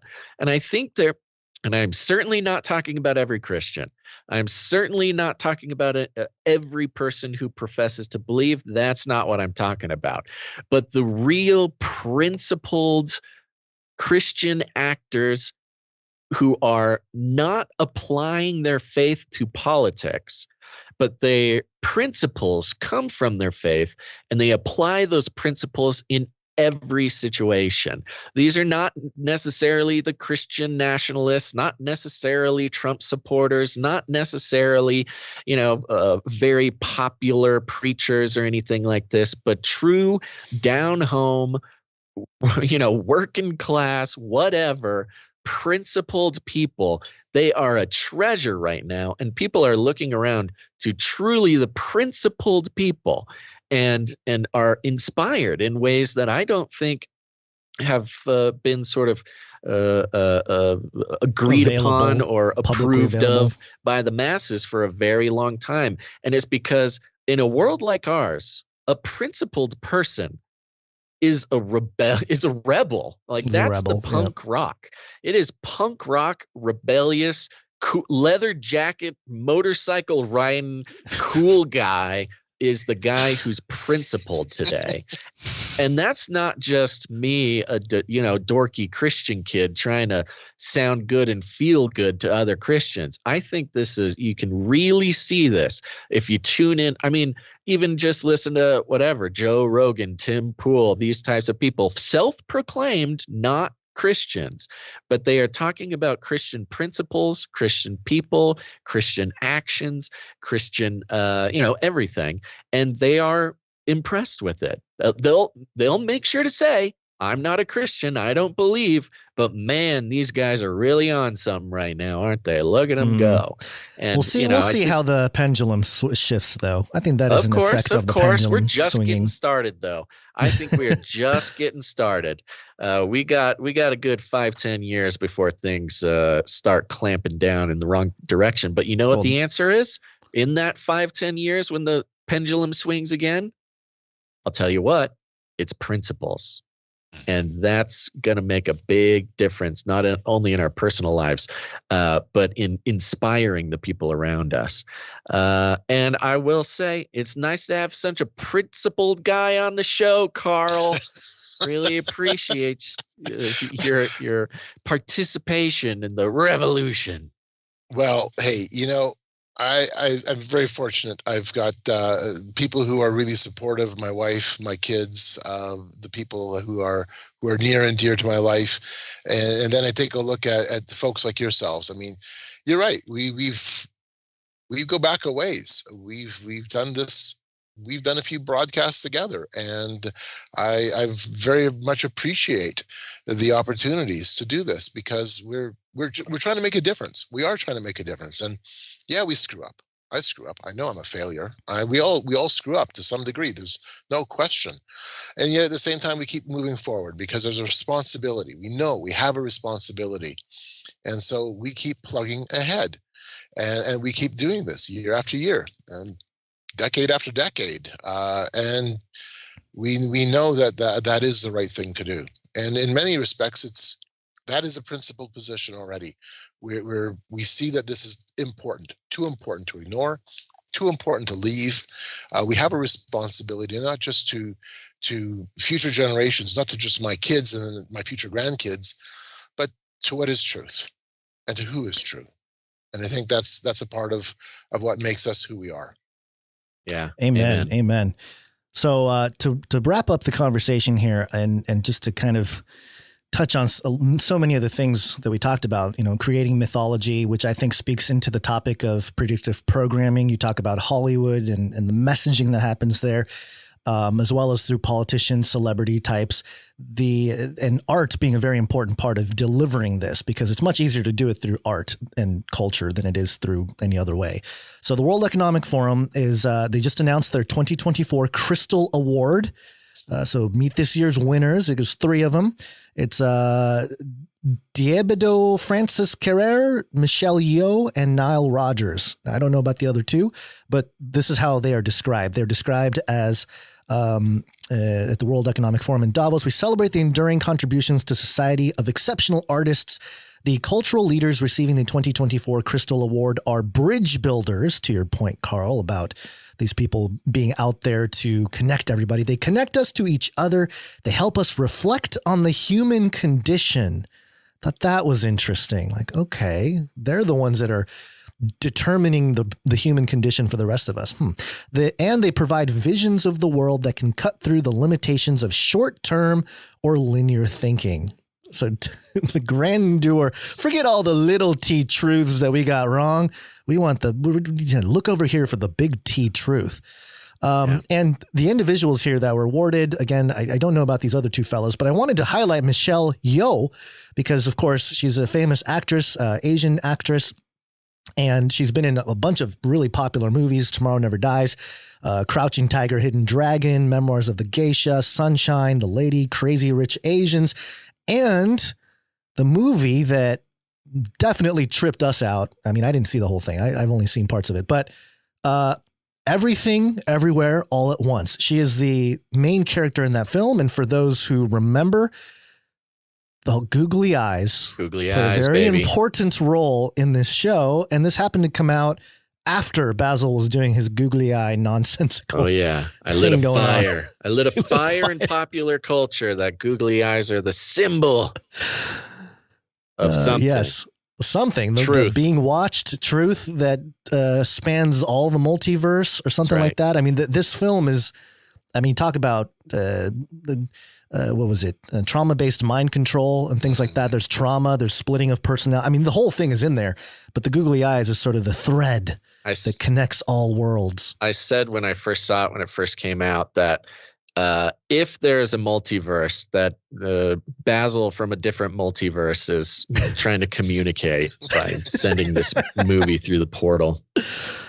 Yeah, that's what it is. And the perfect messaging. So, and I think the multiverse thing has been very important in delivering, the type of worldview that you're talking about, Carl, because it's sort of the anything goes type of situation. Oh no, it's everything goes. I'm sorry, everything goes. Yeah, everything so anything so nothing goes. But right. Yeah, go ahead, Carl. You have some thoughts on that? No, I mean, yeah. So here we have the narrative. We have the narrative moving forward in culture. We have the narrative, and we award those who will further and advance that narrative. The European Parliament has something similar. It's called the Lux Prize, and the Lux Prize is light. Lux, of course, meaning light. Is awarded to European filmmakers who advance the idea of tighter European integration, European federalism, and the European community as a whole. And the Lux Prize is really interesting because the shape of the Lux Prize is a piece of movie film, just a film strip shaped in a conical fashion, like the Tower of Babel. And the ziggurat. It's a ziggurat. Yeah, exactly. And in fact, in their one of their professional fact sheets, and I have a copy of it, and I quote it in my book, they make no allusion to what this is about. They are very open by saying that this is representative of Babel, but that they are putting a positive spin on the myth, a positive spin on the ancient myth, and now are bringing about a reunification. And so, of course, we've got to have our prizes at the World Economic Forum. We've got to have our prizes at the European Parliament as we have our vanguard forces moving out into the culture, right? Yeah. So maybe what we need to have is a Canary Cry Prize. I know. We got to start giving prizes out. That's right. And of course, that is one way that the left does operate very well. I mean, that's actually a lesson, is that the left they will award each other, build each other up, and then press that into the culture, press that into media, make that a big deal. And in doing so, it advances their cause.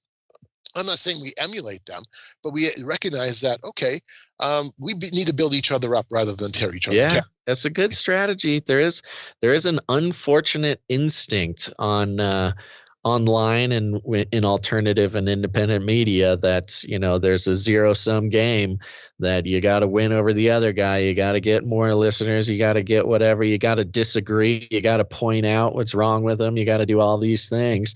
Thankfully, I think there's some influence going in the other direction. But yeah, why not? Why wouldn't we give each other accolades, build each other up? Why wouldn't we appreciate each other for the good things that we've done and the things that make other podcasters and truth tellers or whatever, at least seekers in that degree, make them special and make them influential in the first place? I mean, if nobody else is going to do it, we might as well do it. Might as well. There you go. Just add it to the list of things. Yeah, that's right. Your prize could be something fashioned after googly eyes. I don't know. Yeah, it must be. It's the it has to be. I mean, and that's kind of the thing, because as I'm thinking about this, now we're just brainstorming. Let's do some brainstorming here. We're having our own Davos here. This is our own type of Davos. Yes. Yeah, I was going to say, so if we're going to start giving out prizes, my first instinct is like, who cares about us? Nobody cares about us. Nobody's going to, but I mean, who doesn't want a prize? You send off some emails, people who win prizes, they're going to take the prize. They're going to talk about the prize. They're going to show it off on their show. We just need somebody to be giving the prizes out. That could be us. I think this, like you said, we're not trying to necessarily emulate, but it is a good strategy just to, and if not a strategy, take the word strategy out of it. It's just a nice thing to do. Right. To let another person feel appreciated. And even if we're just giving out prizes just to make others feel appreciated, isn't that nice enough? Come on now. And yeah, of course, we'll want them to show it off on their show and send people to check us out or whatever. But you know what? Giving out prizes for prizes' sake. You know what? I'm going to do it right now. Guns. I'm giving you a here prize. We go. Domain. Are you giving me a prize right now? You get the old high school headphones award for doing such a good job today. They see that? Those have been around for about 20 years. Yep, those are yours. And Carl, thank you. Carl, I'm going to give you a prize. It's called the Giant Water Jar Prize. That's right. Giant water jar with the metal thing, and that's just indicative of how good you are at filling us up with knowledge and perspective. There you go. A couple of prizes. Go show that off. Awesome. I got it. Love it. We need to get the Paracas skull, the Nephilim skull, and put some googly eyes on it. That could be the trophy. That's a good trophy. There you go. That's one that somebody would put on the shelf behind them on their set of their that's what I'm saying. YouTube show. Yeah. All right. We'll get on Make it pure gold. That. Pure gold. That's expensive. That might be the best idea that came out of this whole conversation. Oh my gosh. Okay. Well. All right. Well, Gons, done. Are you good? Have you covered all the topics? Yes, sir. Yeah, I think we got everything. I think we've taken enough of Carl's time here. Good. Carl, do you feel good? Is there anything left unsaid? No, this has been wonderful. Thank you guys for inviting me on the program, and it's an absolute pleasure to be with you on this first broadcast of 2024. Absolutely. Right. And we're so happy to have you. We're going to continue to bring you back on because I think officially you are the most featured guest on the show.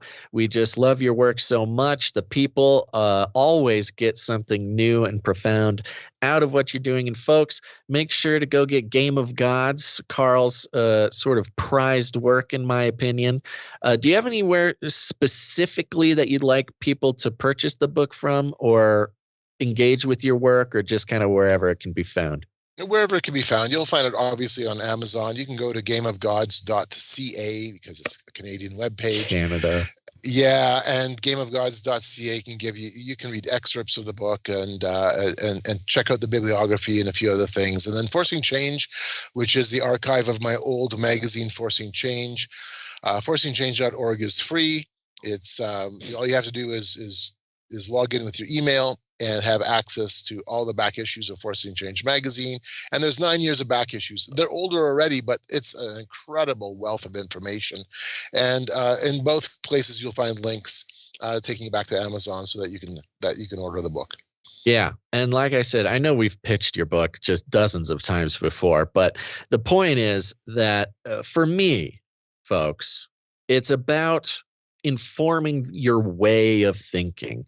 If you'll look at the world around you, the news stories, the everything, and more than anything, it will shape the way that you perceive what's going on in the world. And I think that might be the most powerful and valuable part about it. So go check it out. Game of Gods by Carl Teichrib. Find it wherever you can. Forcing Change. I actually have not explored that, so I'm going to go explore that now. And thank you, Carl, of course, But thank you to all the listeners out there. I really appreciate you guys tuning in once again. We hope you got another big chunk of info or inspiration or whatever from this episode with Carl.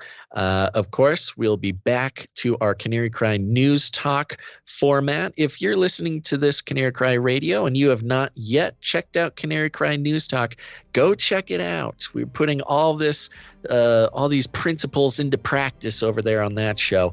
But of course, we're going to be coming out with more interviews soon. So we appreciate you listening, watching this episode of Canary Cry Radio. We hope you tune in next time. But until then, think outside the cage.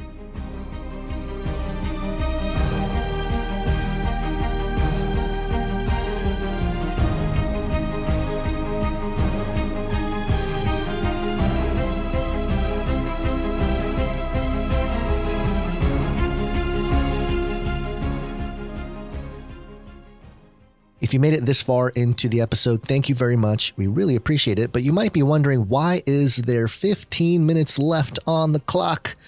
Well, it's because I thought I'd tag on here a clip from episode 703 of Canary Cry News Talk titled Game of Trust. It was published on January 5th, 2024. And Basil and I break down the company that was mentioned in the discussion with Carl, Yes We Trust. And the reason why I wanted to tag this is because the website, yeswetrust.com, is currently down, and maybe they're changing up some things. So just for the record, this is what we saw. So here we go.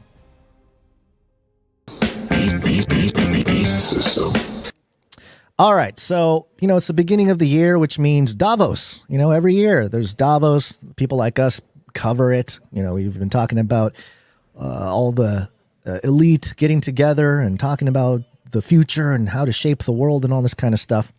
And with the rise of Elon to a new stratosphere of popularity in the last year, it's interesting where the World Economic Forum is taking things. So this is straight from the worldeconomicforum.org.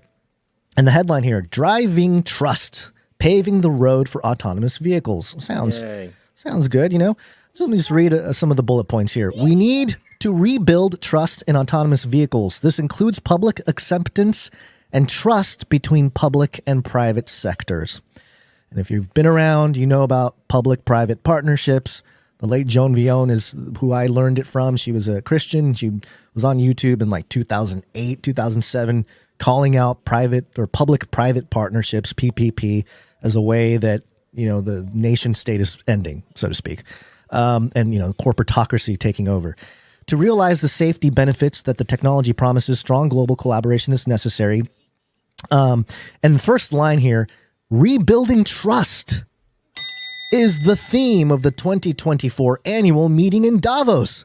Oh, aren't you glad we're rebuilding trust? We must rebuild the trust. These guys are obsessed with this. I mean, as they should, but they are obsessed. I think it was last year's Davos where we got, maybe a couple of years ago, where we got all those great sound clips from the stage at Davos about how nobody trusts us anymore. Yeah, no. This was we're losing control. I think that was last year. There was last year was cooperation in a fragmented world. The year before that was history at a turning point, government policies and business strategies. The year before that was COVID. And then the year before that was stakeholders for a cohesive, sustainable world. And it goes on here. But yeah, last year was the first time we noticed that their whole thing was like, yeah, we gotta get some trust back from the public because it's not working out too well, the way things are going. So basically, this let me go back to the World Economic Forum here. Trust is hard to earn and easy to lose. Andrea Kahl-Morgan, CEO of Simulytic, a Siemens AG venture. Trust is hard to earn and easy to lose has never been truer than for automated vehicle technology.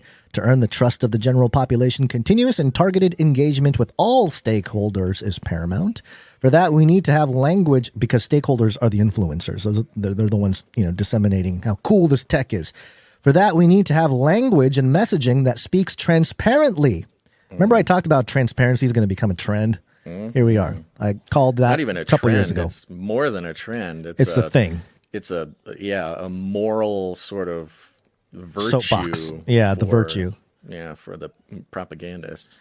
Yeah, for that we need to have language and messaging that speaks transparently to this audience and steers clear of industry jargon.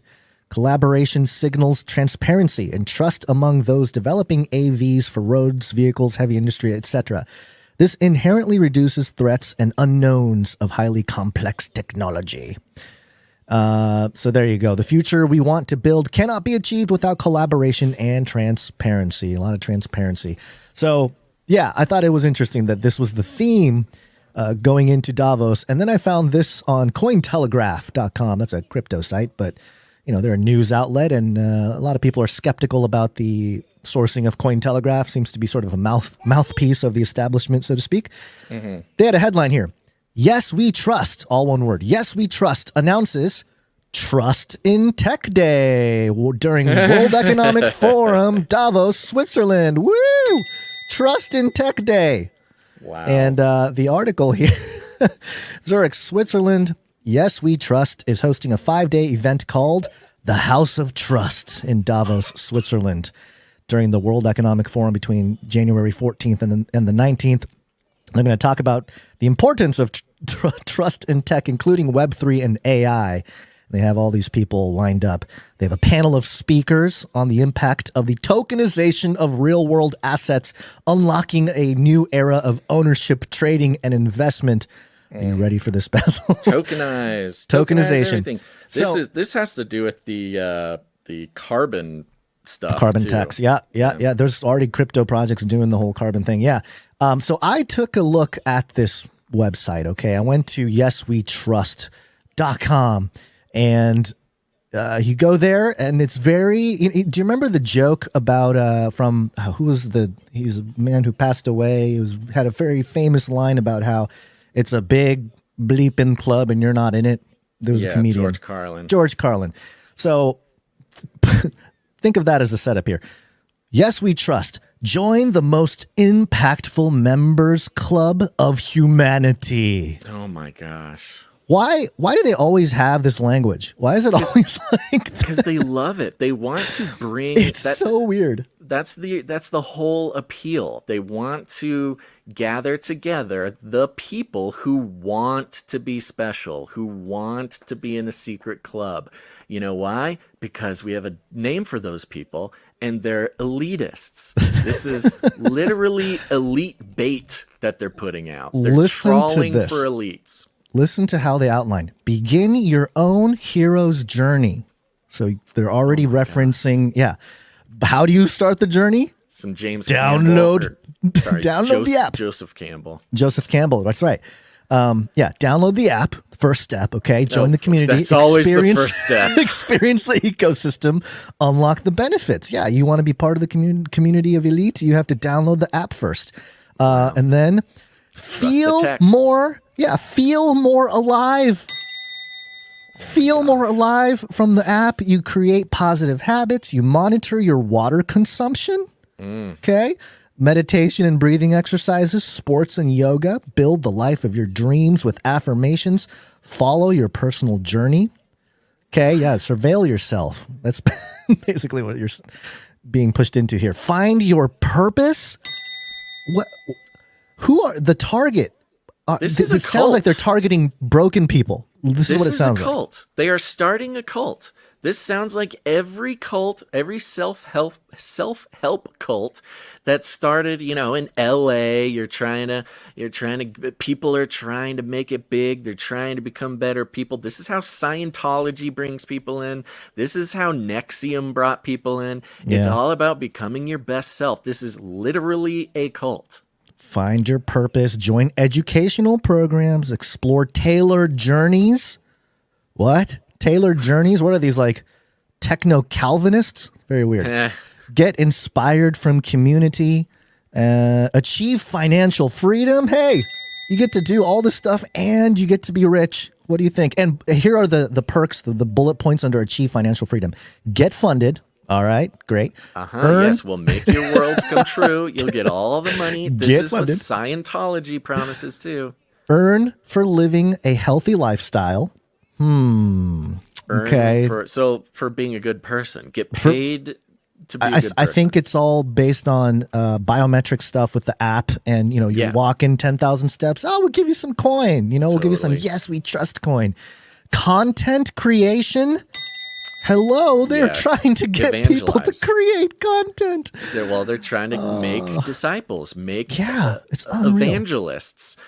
It is literally Scientology. What are we talking about crazy. here? It's weird. That's why I was like, hey, okay, this is what they're bringing into the World Economic Forum for the Day of Trust or whatever it's called. Yeah. Bring your vision alive, yada yada. So will you remind me? This is not created by the World Economic Forum. No. Right? So this is a group called Yes We Trust that is being featured to run a Trust in Tech Day at Davos. So they're brought in as they're a Swiss tech company is what they are. And they were brought in to sort of facilitate this conversation. Is this a Davos. .com or a .org? Yes, we trust. YesWeTrust.com. Yeah. Create impact. I would be curious. The CEO here and founder, Stefan Kanalga. Who knows? This might be a fake person. You never know with this kind of stuff anymore. His quote here: "It's our time to create generational change that has a lasting positive impact for the entire human race." Oh, I forgot that I'm not showing that. So, okay, sorry. The new screen sharing thing is different on the stream there. So sorry if I'm talking about something and not showing the thing that I'm talking about. That's a mistake on my part. That's but those, okay. We're making it work. So, what's really strange? Every page on YesWeTrust.com for me says coming soon. So, you know what? Might be Something my browser. Yeah, maybe there was I did look at some stuff, the ecosystem. Trust Point is what I wanted to find out more about, but then I got the coming soon. So they don't have anything together yet. No, that's good. It's exclusivity. It's mystery. It's coming soon. Stay engaged. The thing that I saw was the ecosystem. When you're on the search page, it just pop. You get a little blurb. Ecosystem. Yes, We Trust allocates 20% of membership fees to charity. So you have to pay a membership fee. Yeah. So that one of the things it said on their website was that 10% of what your membership fee or whatever goes to charity, 10% goes to something else, and then whatever 80% goes to them. Yeah, because they're helping you find your best life. You see, it's part of the whole process. It is absolutely insane. It's insane, right? Okay, I'm not crazy. If there was ever a reason at all to trust the World Economic Forum at all, which, by the way, there's not. But if somebody was not already totally aware that we should not be trusting the WEF, the people who are obsessed with getting you to trust them. It's all they talk about every year is how do we get people to trust us? I know what we'll do.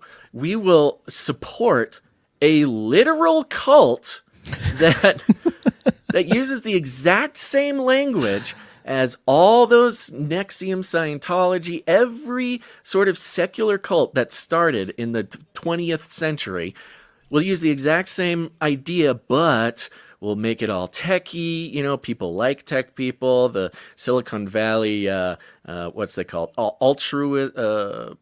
is effective altruism? Yeah, they're all gonna be about polyamory. It's gonna be a whole thing. How to effectively scam millions of people out of billions of dollars, but do it for the good of humanity. Right. Yeah. So there you go. It says a lot about what kind of people the World Economic Forum want to put out the trust in the technology message, which, again, if you're not aware, Bitcoin is a trustless system. Right. It's built on the whole idea. That's the point.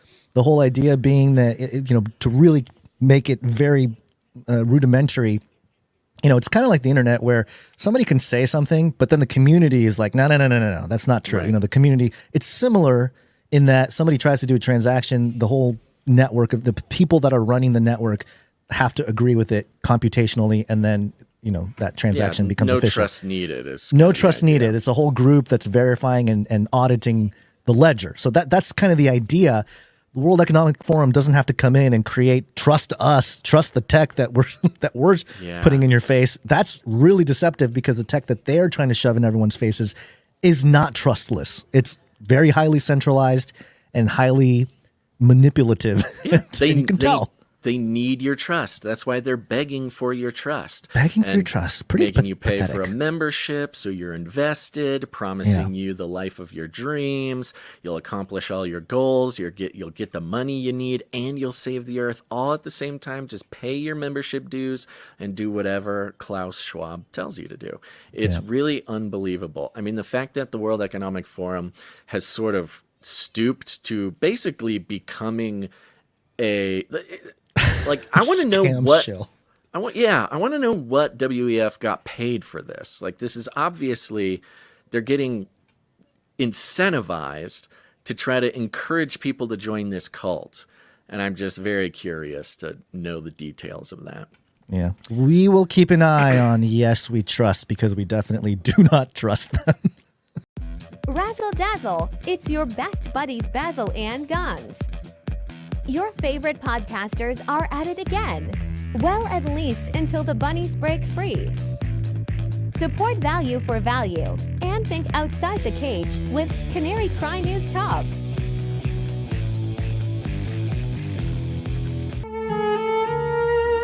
Are you tired of advertisers trying to make you an offer you cannot refuse?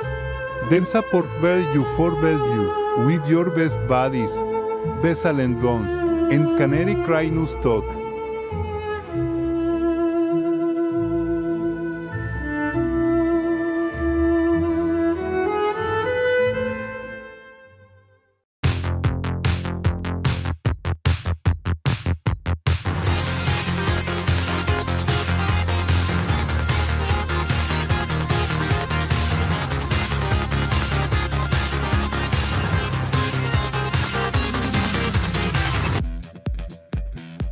Because it takes years of specialized training to watch adorable samurai babies. Join the CCNT Babysitter Club today and support value for value.